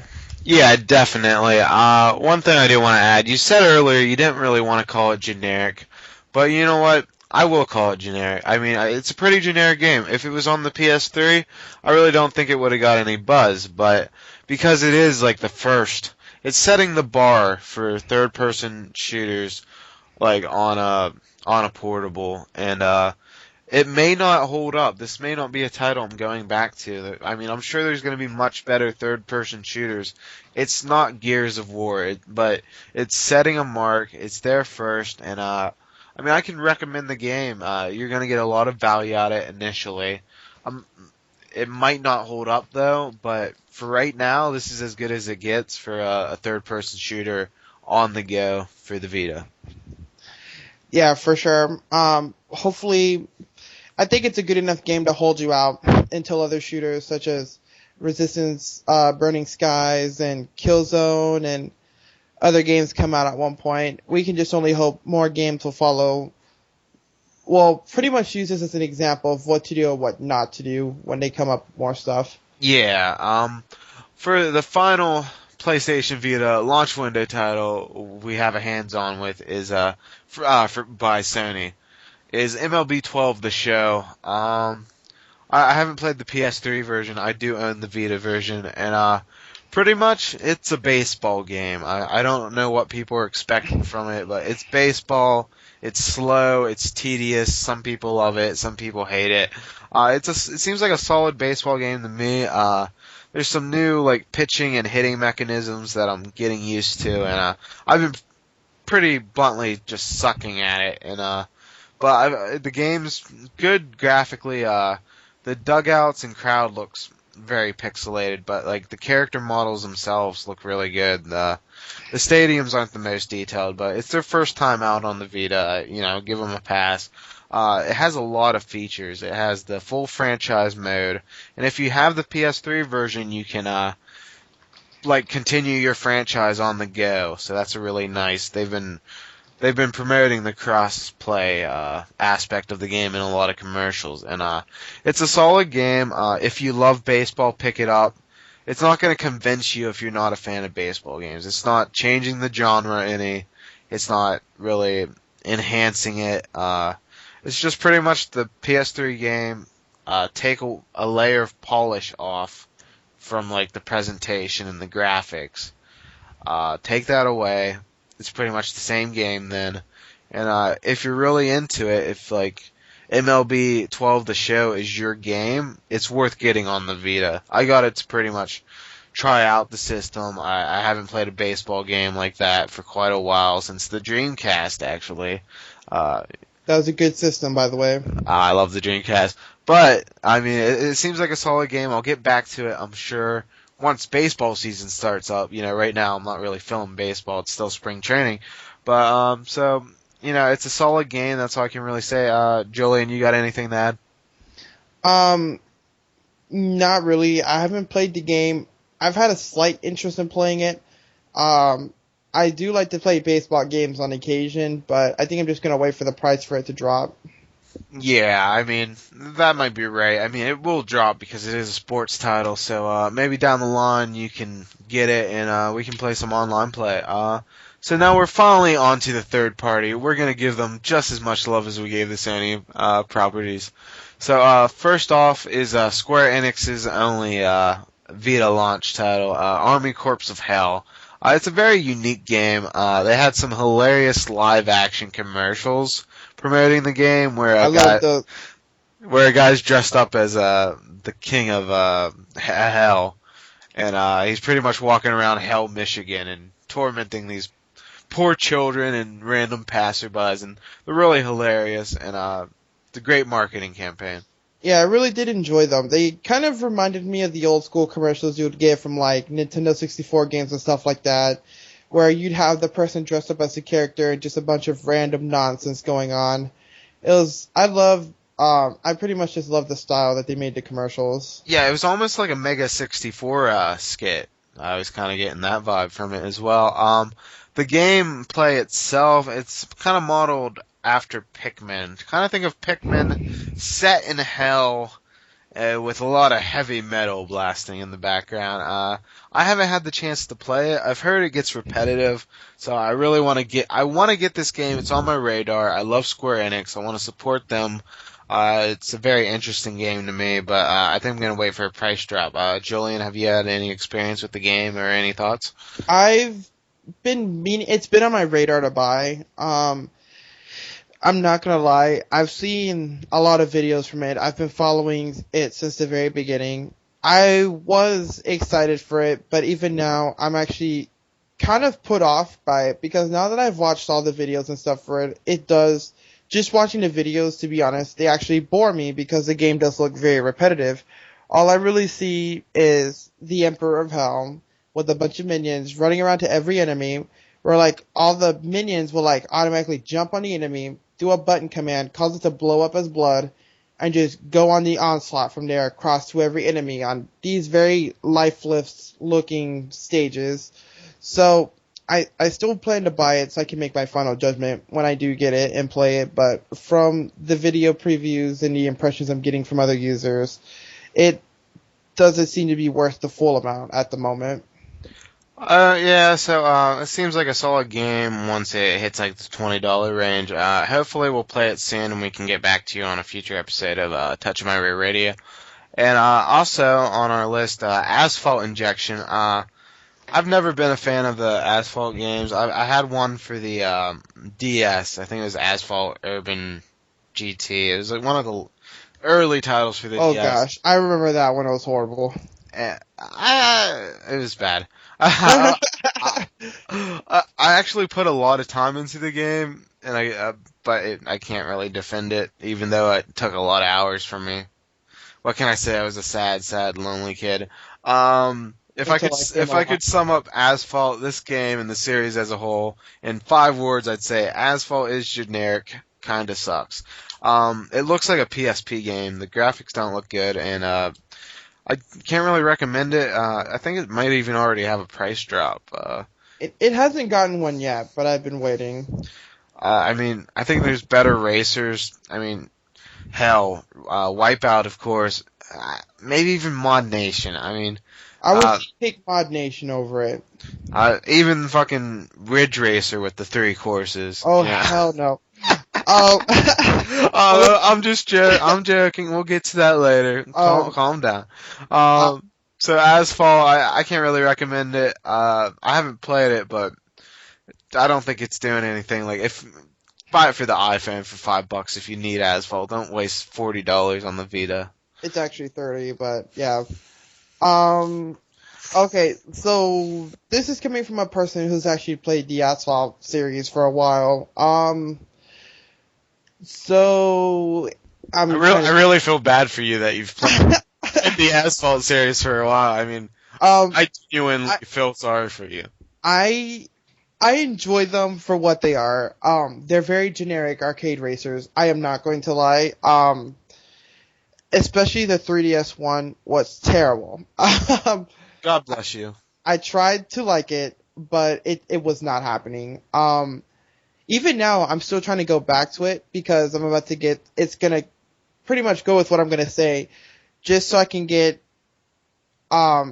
to get into it again because I actually do want to get Asphalt Injection for the Vita. I got the demo for it. I surprisingly really enjoyed it. It was very simplistic. The graphics were, of course, not up to par with Wipeout or Ridge Racer. The only thing I thought that looked nice were the car models. They actually had really nice reflections and whatnot, but the track themselves were very flat. Which is kind of sad because when I played Asphalt 6 on the iPod Touch, it had more detail, which is sad, but anyway. No, it's not just sad. That is pathetic.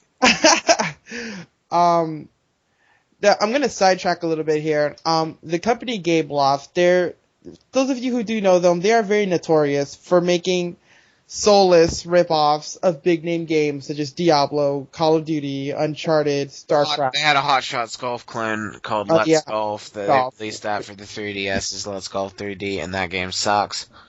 Yes, it does.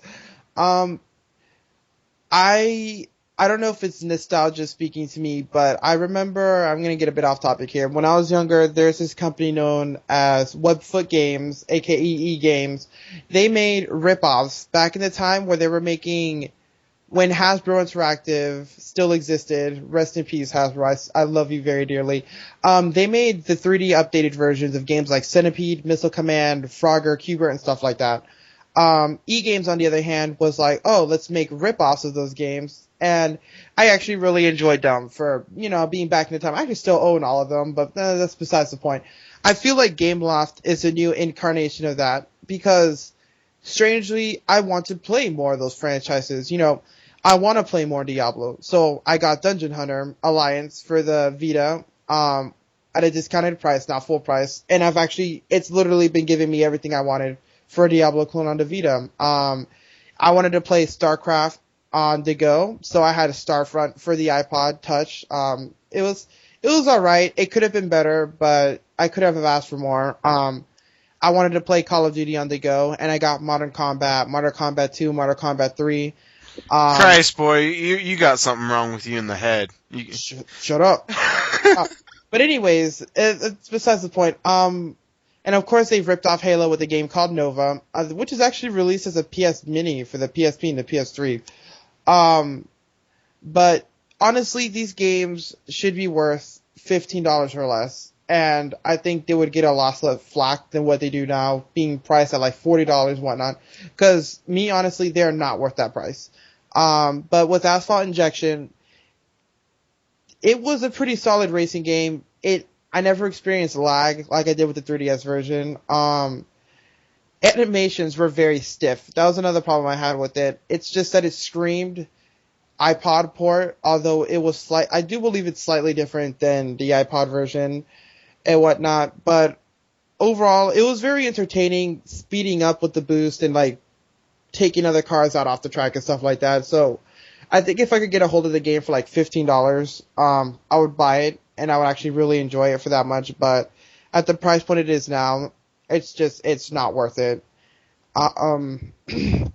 I do think there is online for it, not really too sure outside of there, but it's just one of those games that some people, it has a love-hate community as well as with Dungeon Hunter Alliance. A lot of people hate it, and there's still a community that really does enjoy it. So I think it's not really the fact that they're terrible games, it's just they're ripping everybody off by charging $30 or $40 for what is essentially what they sell on the iPod for like $3 or $4. Exactly, and that's what I was trying to touch base on earlier by saying if developers would just port those games to the Vita and stuff, leave them at the same price, they would be very, very successful beyond anything they could ever imagine. But no, they think since they're going to an actual platform that, we have the right to charge a lot more for it now. And in the end, people will just find a lot of things to bitch and moan about. So that way it doesn't justify the price. And then they, as well as, I can get this game for $6 on my iPod right now. Why the hell do I want to pay $40 for it? Yeah, the thing is, like, you suggest them, like, putting it for a really cheaper price. The thing is, if a game's, let's say, just for sake, $40, and instead they release it at $20, they have to sell twice as many just to get the same amount of money from the game. And that's where we really get into the trouble, and, like, the whole 99-cent game phenomenon has really fucked the whole system up, because let's say you sell one game for $10, you'll have to sell 10 times as many on for $1 just to equal the amount, and it just gets ridiculous. Moving on from Asphalt Injection, I had no clue we'd go into like a 20-minute discussion of Asphalt Injection of all launch titles. But Shut up. Next we got Don't hate. We got Ben 10 Galactic Racing. Oh God. I think it's been released for about every single system out there. It's a kart racing game, I believe. Ben 10, it's a cartoon. It's either on Nickelodeon or Cartoon Network. Cartoon Network. Cartoon Network. Apparently, Julian, do you watch the show? No, I don't. But it's clearly always advertised with Cartoon Network in the name. Okay, so Ben 10, I really have nothing to say. It seems like your generic kart racer. But hey, it might be better than Mod Nation Racers, because that game is kind of shit. I honestly, I really doubt that, but you never know. You just Who never. knows? Who knows, man? Next on the list is Blaze Blue Continuum Shift Extend. For me, this really just showed off the difference in power between the Vita and the 3DS. I am Blaze Blue Continuum Shift 2. God, these titles for these fucking fighting games, they get more ridiculous. Ultimate Marvel vs. Capcom Ultra Extreme Edition. Yeah, every iteration just gets more complex. But I had two for the 3DS, and I can't play it anymore after playing it on this because one, the backgrounds are so much more detailed. There's 3D black background. It's just everything's so much more beautiful. The gameplay is a lot more smoother, and it's really the whole package. If you like Blaze Blue, if you like 2D fighter games, I think it's definitely the most content. It has a lot more content than Ultimate Marvel vs. Capcom. It's really just a great game. If you like the story modes, it has the whole first game story as well as the second game story. So it's really a great starter point for the series. And if you like fighting games, I definitely recommend it. Julian, have you ever played any of the Blaze Blue games? I have one of my friends from New York. He always tried to get me into playing it. And every time he would come down and visit, the first time I played it, like I said before, I'm not really big on fighting games.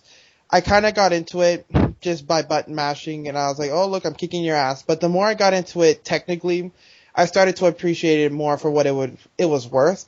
I still have yet to actually buy one of the games for my PS3, but when the 3DS first came out, I was so desperate for a new game. I was like, you know what? I should get Continuum Shift 2 for it.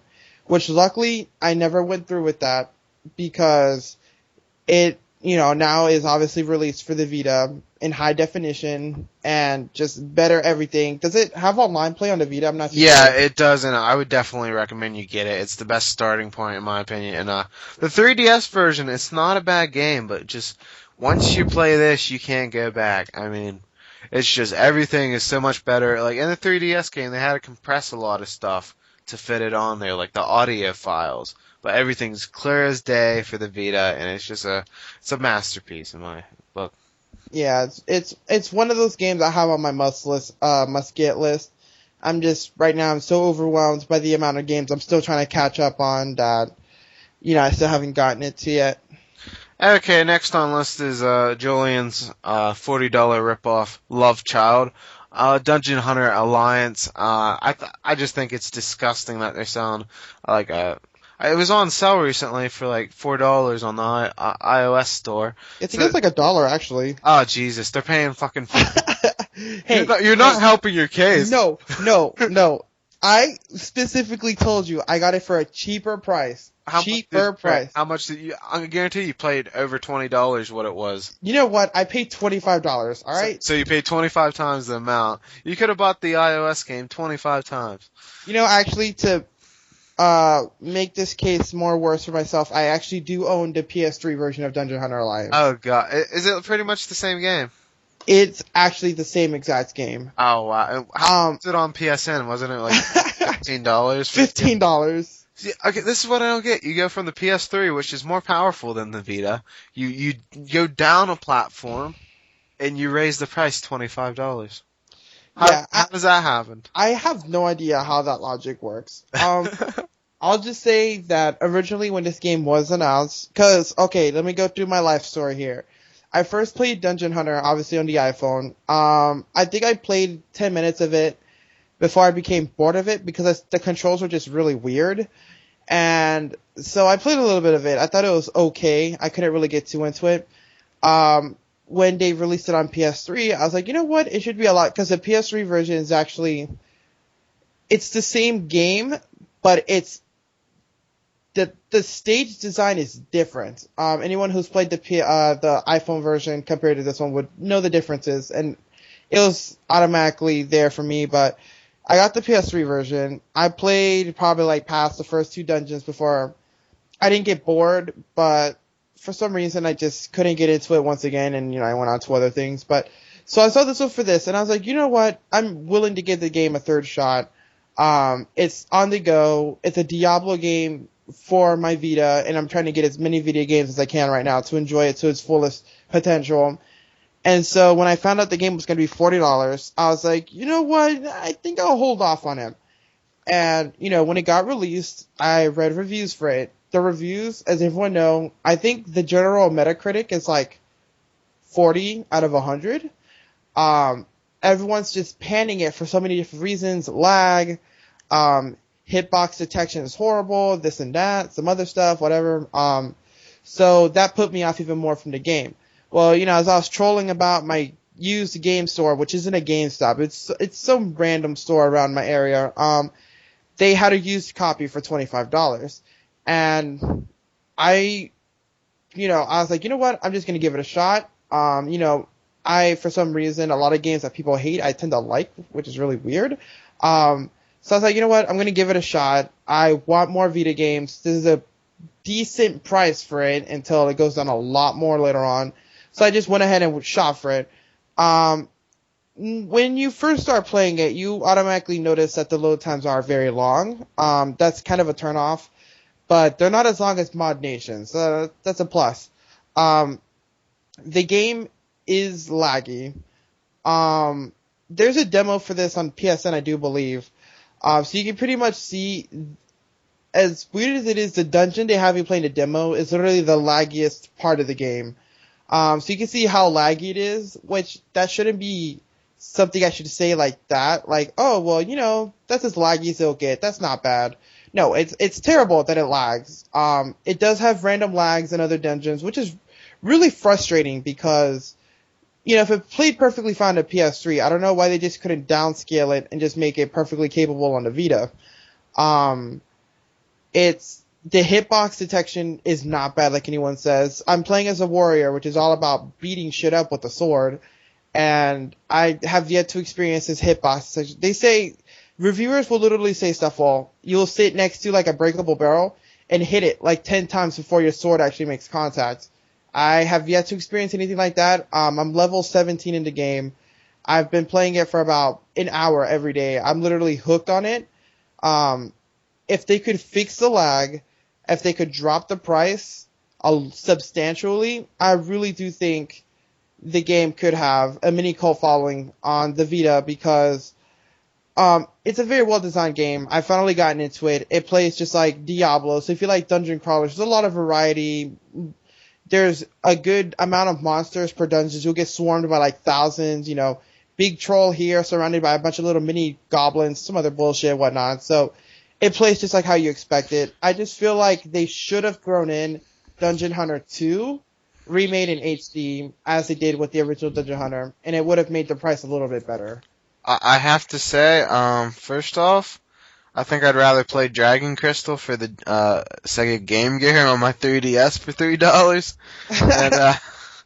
And I really hope they make a Untold Legends game for the Vita. They had a series of hack and slash games for the PSP. I remember that Sony did, so maybe they can get that on the Vita, and I'll be passing on that game.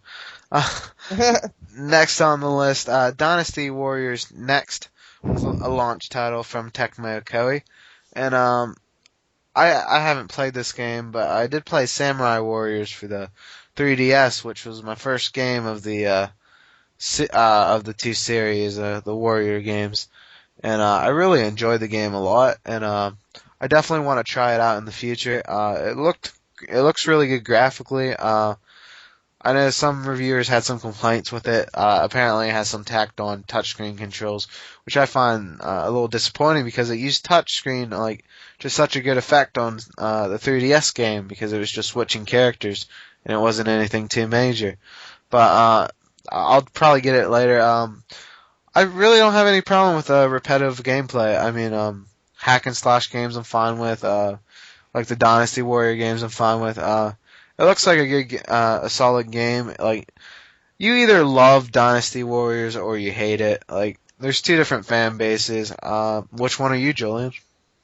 I'm the one who's played Dynasty Warriors 4. I enjoyed it only because I would play it at my friend's house very randomly. We would just start up some random match and just start beating the shit out of swarms of people. I never played it seriously. But even now, it's not really my kind of game. So I can't say I hate it, but I don't like it. It's just not my kind of game. Okay, so a lot of indifference from Julian. Moving on is F1 2011. Crazy that it's coming out in 2012, right? Uh, I know, right? Bit I late on that one. I believe it's developed by Codemasters, who also makes the dirt racing games. I haven't played it. It hasn't really been on my radar, but it looks more like the console versions than the 3DS version was. And from all extensive, if you like F1, then it seems like a solid transition of the games. I don't really watch much open car Formula One racing myself, but it seems like if you're into that, it seems like a solid pickup. Julian, are you into F1 racing? I am not. I like the IndyCar maybe. Nothing. Nah, I'm more of a arcade racer or futuristic racer. At least you didn't go NASCAR on me. Turn left. Nah. Okay, moving on is EA Sports FIFA Soccer. This is actually definitely on my list to get, but sadly I just haven't gotten it. It's gotten really good reviews. There's one interesting feature I really like about it is you can use the rear touchscreen.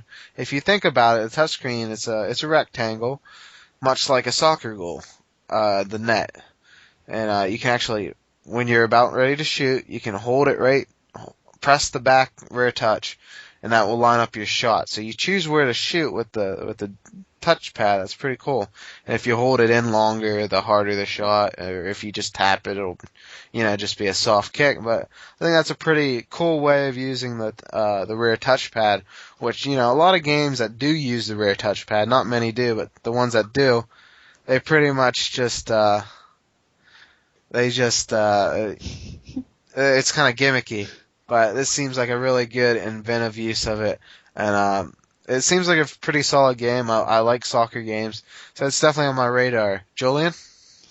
um, I've been meaning to try it. I'm not really a big fan of realistic sports games, but like I said, whenever I get desperate to get new games, I actually tend to get really interested in other ones, such as that one in the Virtua Tennis. So I might be picking it up at one point.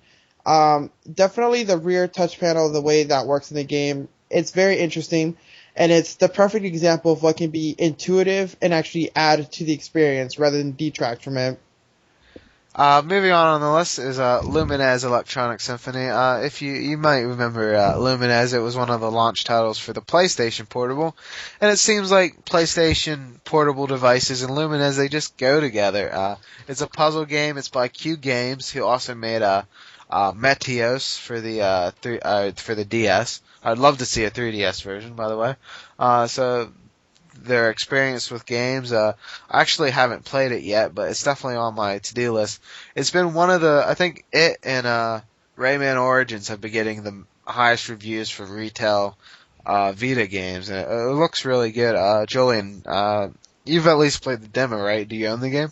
No, I've been meaning to get the game, but I played the demo. I'll be honest, I've never played a Luminous game before. I remember when the original released, there's a lot of hype behind it, but I never got to play it.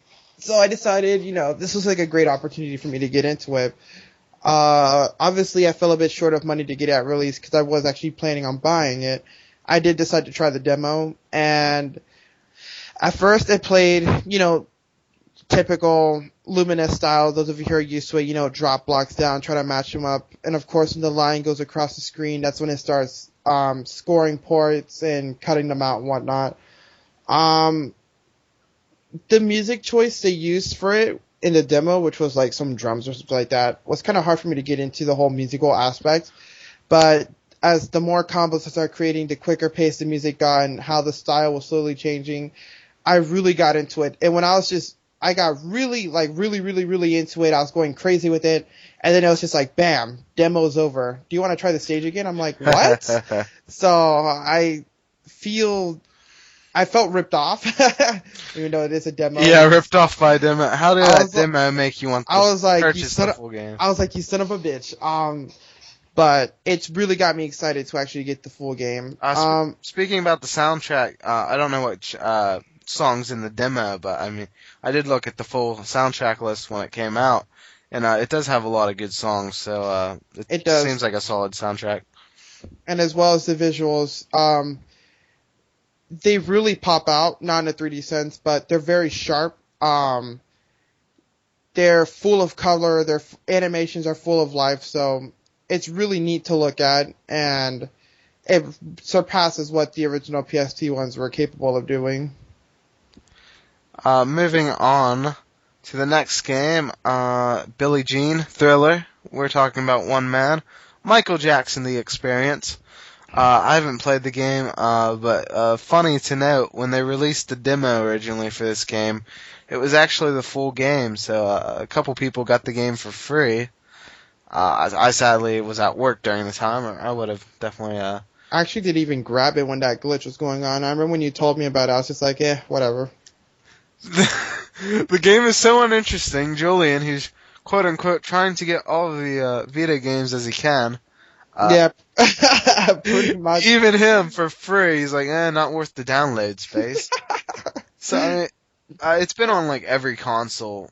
I believe it's even been out on the fucking Atari. This game, they've been just pouring it out to every system imaginable. And from the reviews I've seen, it seems like a decent rhythm game, but it's apparently pretty short. I think there's only like 15 songs or so, if that many, and that's kind of disappointing because there's a lot of good Michael Jackson songs. I mean, if you like them or if you don't, you have to respect him as a musician. Yep, I wholeheartedly agree. I just feel like the whole music rhythm genre has really been overdone these past few years, and especially this game, which has been almost as squeezed dry as Call of Duty yearly releases. It's just, I just hear about it, it doesn't exist to me. Oh, Michael Jackson, The Experience. Just before we leave this game, Julian, what's your favorite MJ song? I do believe it's called the Earth Song or something like that. I don't remember what exactly it was called. I can't remember. We'll go with that. The Earth Song. Google it. Yeah, something like that. Next up on the list is the popular iOS game, and on a lot of different systems. Plants vs Zombies came to PSN. Oh god. I've never played the game. From everything I hear, it's addictive. I really don't know much about it.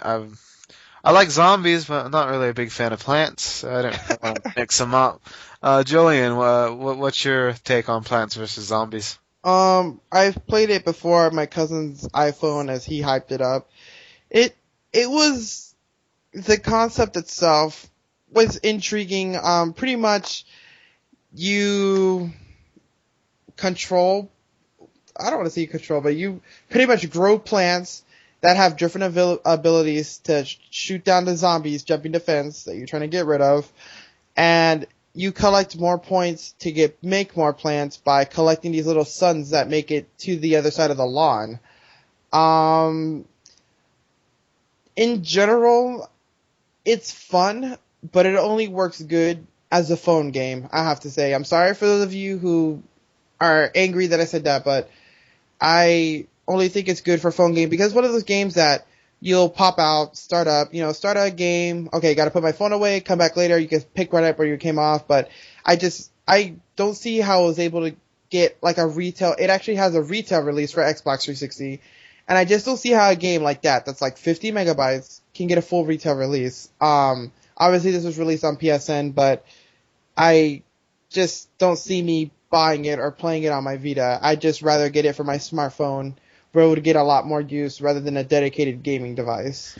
Okay, next up on the list is my favorite launch title, like the actual title, the name of the title, Touch My Katamari, the latest installment in the Katamari Damacy series from Namco Bandai, and it's on my to buy list, and mainly because of one reason. They have like Pac-Man DLC coming out, where Really? I didn't know about that. It's pretty awesome. I'll show you a video later, and they have all this. It really looks awesome. DLC. There's a video they put out, and the creator of the game is actually wearing a Katamari like helmet, like a like a mascot head. All right. Yeah, he has a whole outfit on. It's hilarious. Well, I'll even include that video when we post this up on the site, so the viewers can watch this as well. So Uh, it's legit. so definitely check that out.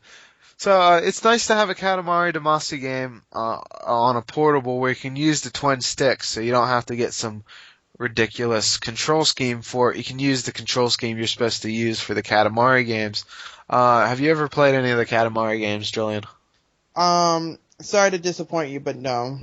Neither have I, and it's been one of my regrets because it's gotten so much praise over the years, and apparently it's supposed to be one of the best. It's probably the best place to get into the series. They've said because the levels are a little bit shorter, and it's uses some levels from past games where it's like a little bit of a like a remix of some levels, and it looks really good. It has a hilarious story mode where the king of it's either King of Cosmos, something like that. Well, pretty much he's fallen on some rough times, and you're trying to help him out and get him back to being the king. It looks really good. Hopefully I'll get it soon, and we can tackle it more in depth in a future episode. Next up is one of my biggest love-hate relationships with the Vita. It's Ultimate Marvel vs. Capcom 3. Let's get the love, get that first and foremost. First, it's pretty much the PS3 game on on a tiny cartridge. The game looks great. It controls great. It's really just the same game, and it's a lot of fun. You can think you can play against the PS3 players. I'm not 100% sure. I might be wrong on that. But it's a lot of fun. The game has a lot of replay value. It has like 48 or 50 characters. But then my gripes come in. First off, you still have to pay for the DLC characters from Really? Marvel vs. Capcom. Yeah. Isn't Okay. it? No. That wouldn't be that bad, but they're $5 a piece. So that's $10 for 2 characters. The hell? Jill and Shuma from the Marvel side. Oh, Capcom. I didn't even know that. I literally thought that release had all the stuff with it. Nope, but wait, there's more. There's costumes for each character except for Magneto. For some reason, Magneto's extra costume wasn't approved or some shit I was reading on a website. So Magneto doesn't have an alternate costume for DLC. And these packs for the DLC, they're either $3 or $4 a piece, but they have a great value deal, they call it, where it's $20 for all the characters' alts. And don't ask me why. I mean, this is about as big of a waste as Julian buying a Dungeon Hunter Alliance. But Shut up. Haters gonna hate. I bought the $20. So I've spent $30 in DLC on this game, bringing it up to $70 total because it's a $40 game. So the alt costumes are pretty cool, actually. My favorite is Phoenix Wright. He pretty much is from the third game when he's a kid, a college student.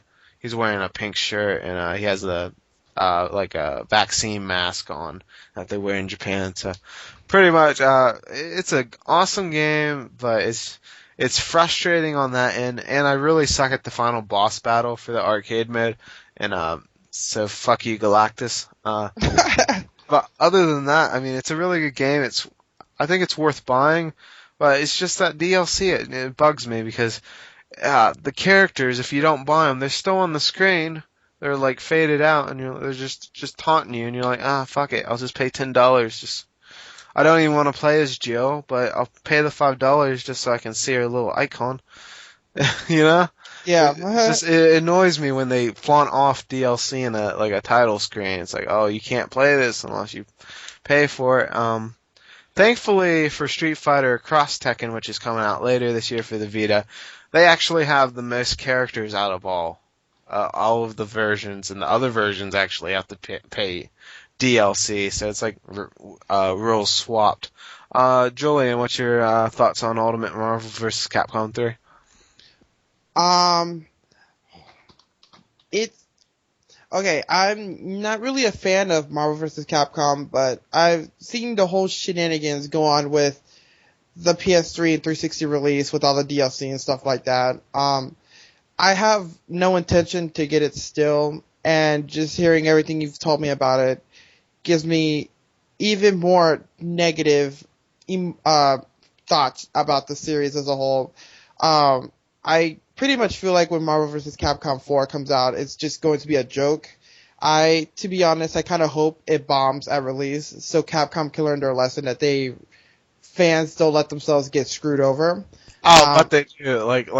Paying $40 for a $1 iOS game. They love to get screwed over. Oh yeah, especially when it's $25.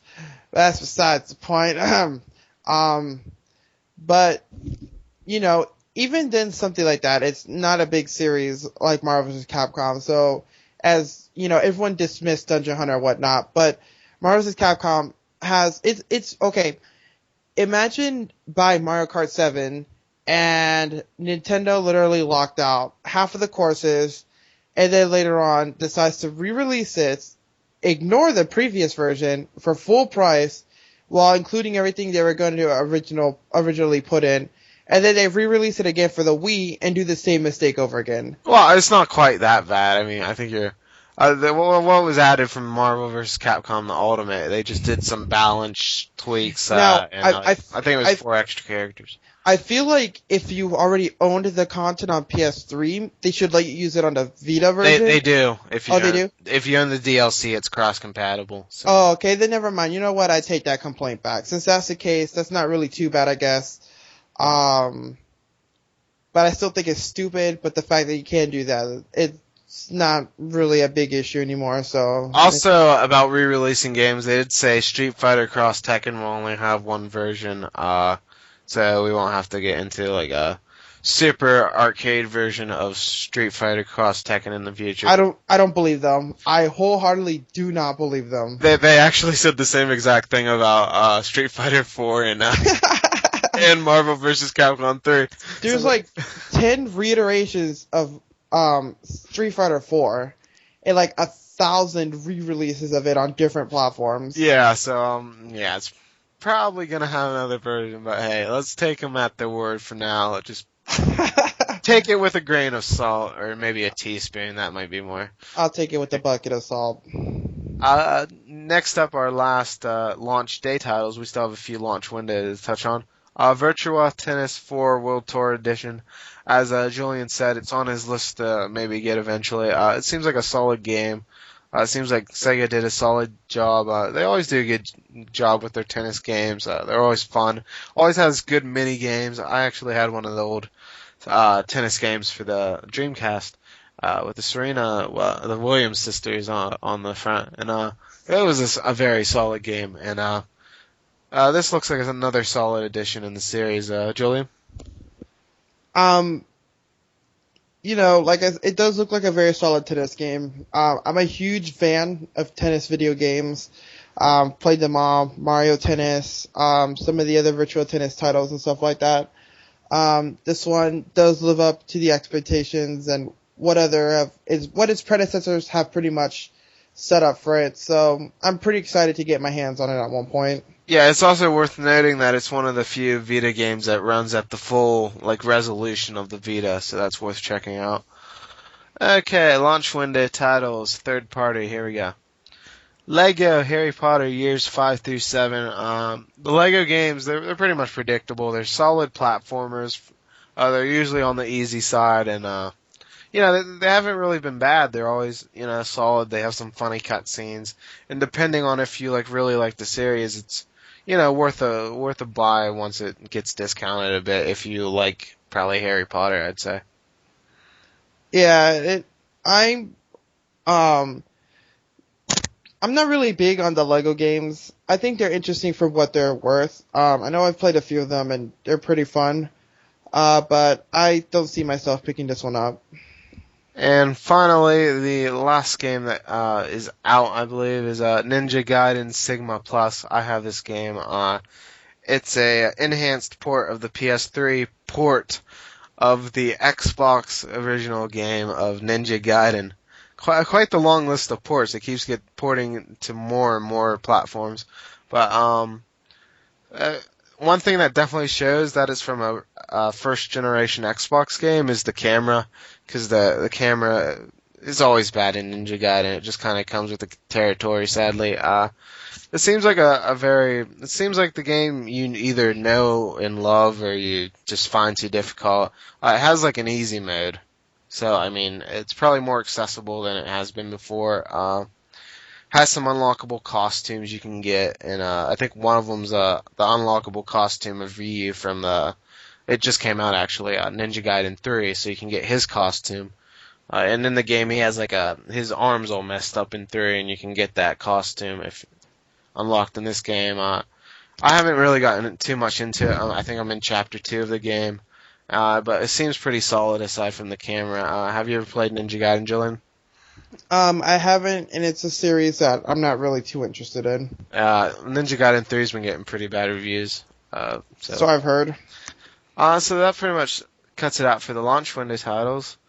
But we do have some games coming up for the Vita that we're looking forward to, so we'll just touch on that very quickly.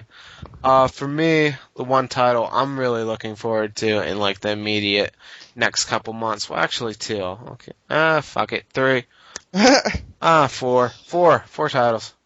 I went from 1 to 4 very quickly. Gravity Rush, which it just looks amazing. This was the reason I really wanted a Vita. It's by Sony Japan, and it just seems it's such a unique title, and it really seems like the one game that really shows the Vita off to its fullest. Julian, are you looking forward to Gravity Rush? I am. At first, I wasn't really too interested in it, but the more everyone hyped it up, I decided to look into it more, and now the way I see the way it actually works and how it plays out, it seems very interesting. And the other games on my list were Resistance Burning Skies, which Yes. they actually just released a new trailer for it, I believe, yesterday, and it looks very good. It's really the first-person shooter for the Vita, and it looks phenomenal. I wholeheartedly agree with that. I'm a huge fan of Resistance. It's the series in itself is what I consider to be what brought me back into gaming in the first place when I played the very first one. And like I said, I loved Retribution on the PSP, and this one just seems to live up to what the console versions have pretty much provided as an experience. So as with Uncharted Golden Abyss, I really do feel like this is going to provide that PS3 experience on my Vita that I've been waiting for. Yeah, it really does look great. Also, the 2 other games on my to get list in the near future, I don't know if Julian has any more after this, we'll ask him, is I'm gonna butcher this title, I really am. Disgaea 3, Absence of Detention. I believe it's a version of the PS3 game. I'm not 100% sure. Yeah, I think so. And it looks really good. It's a turn-based strategy RPG, and it's really I just want an RPG for my system. I love RPGs, and I'm really looking forward to the game. I've never played how do you say it? Disgaea game before, so I'm really looking forward to it. Are you familiar? You seem familiar with the series. You know how to pronounce it. Yes. I have a very big love-hate relationship with the games. I absolutely love the stories. I love tactical gameplay in the sense of grid-based. And I love the art direction. What I hate is that you literally have to grind up the ass in order to get anywhere in this game. I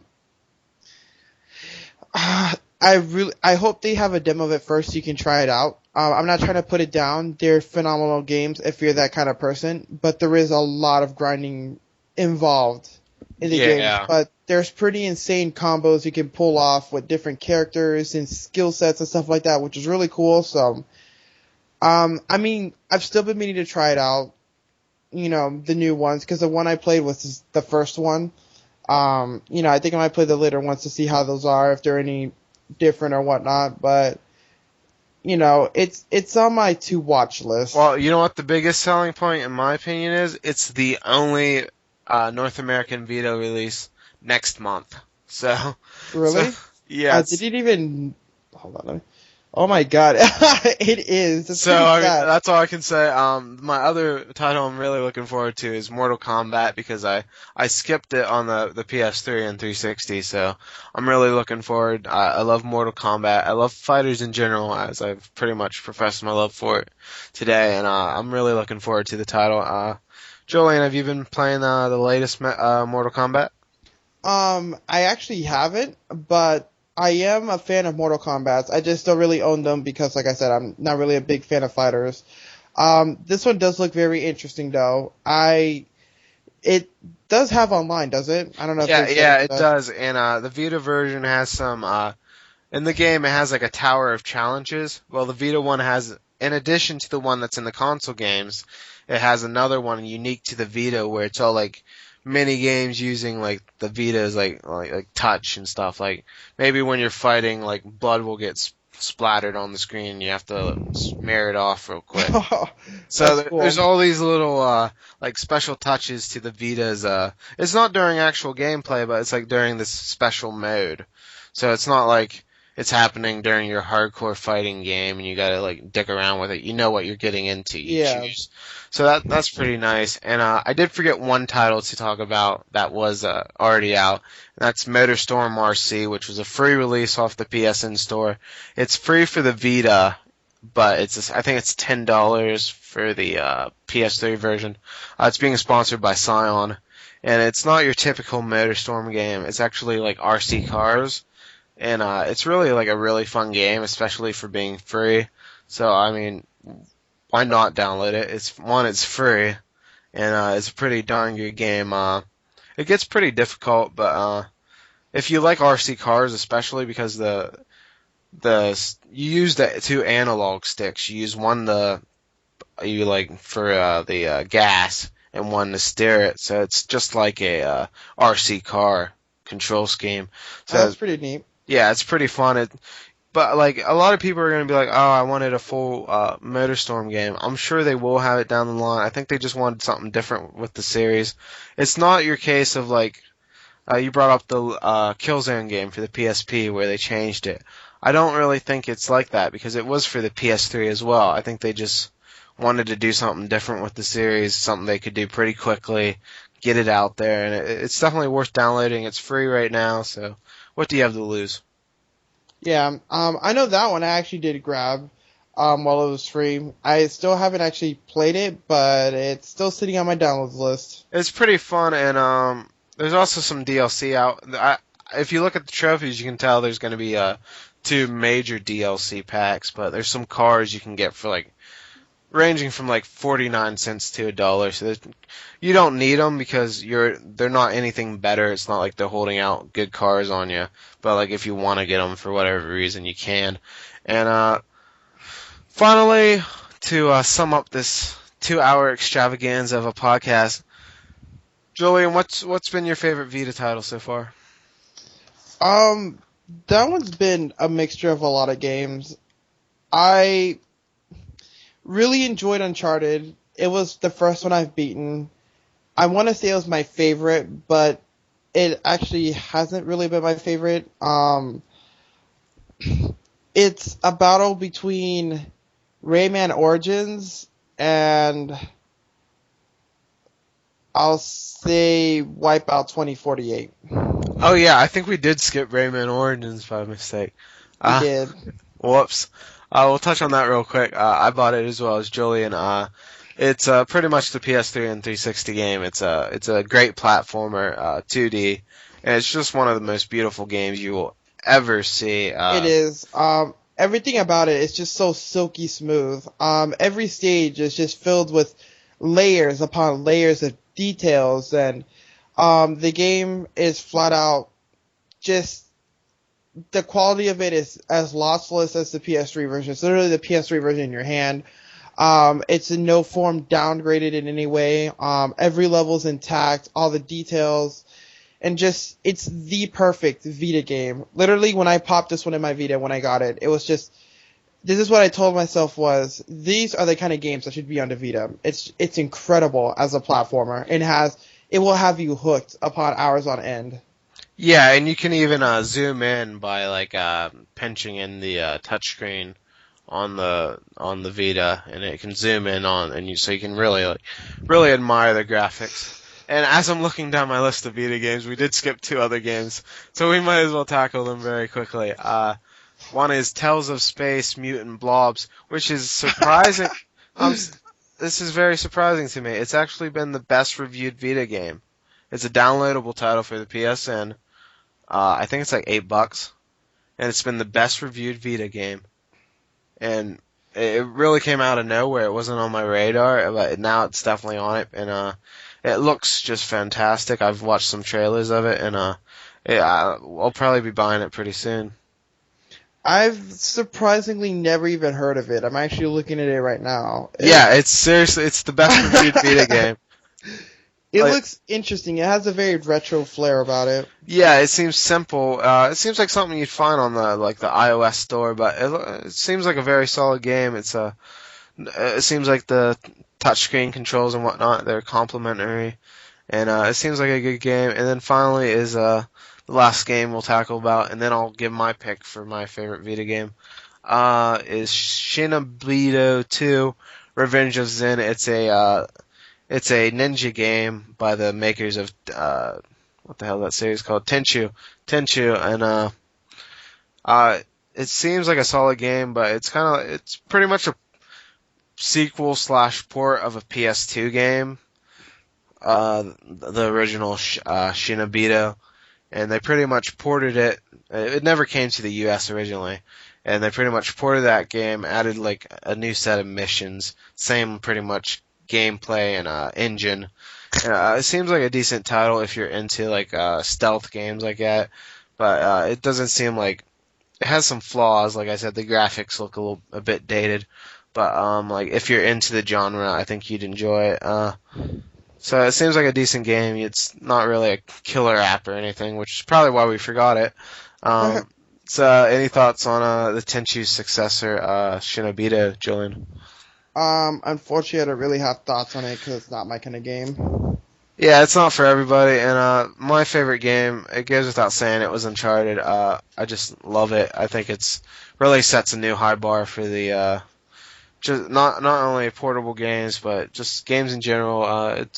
I wouldn't say it's as good as Uncharted 2, but it's right up there. I liked it better than the first Uncharted, actually. So it's a fantastic game, and for Julian and myself, I would like to thank you for listening to the first episode of Touch My Rear. Any closing thoughts, Julian? Nope, not exactly. I just hope that we've touched base with a few of curiosities of obscure games, terrible games such as Dungeon Hunter, and obscure games such as Tales from Space and whatnot, to even one of the higher games. You said terrible, not me that time. I don't want to hear it. Haters gonna hate. Huh? Oh, well, no, I'm just pretty much calling it what the general public knows by the terrible game. And I've pretty much expressed my opinion on it that I really do enjoy it for what it is. But, you know, the general consensus of it is people hate it. So, yeah, we've pretty much hit on every single Vita title that's been released here. So we hope this enlightened you. I hope you learned something during these 2 hours. Yeah, I feel like we skipped out on a lot of Vita features and stuff like that, but we'll definitely make sure to cover that in the next episode of Touch My Rear. We'll talk about more features like Nier and stuff like that. We pretty much just want to get the launch titles down pat and just do a big preview for you. Just keep checking the site, hard-reset.net. Thank you for listening. Touch My Rear is out. Thank you. All right, thanks, Julian. Out. This has been a presentation of Hard Reset, your last resort for gaming analysis.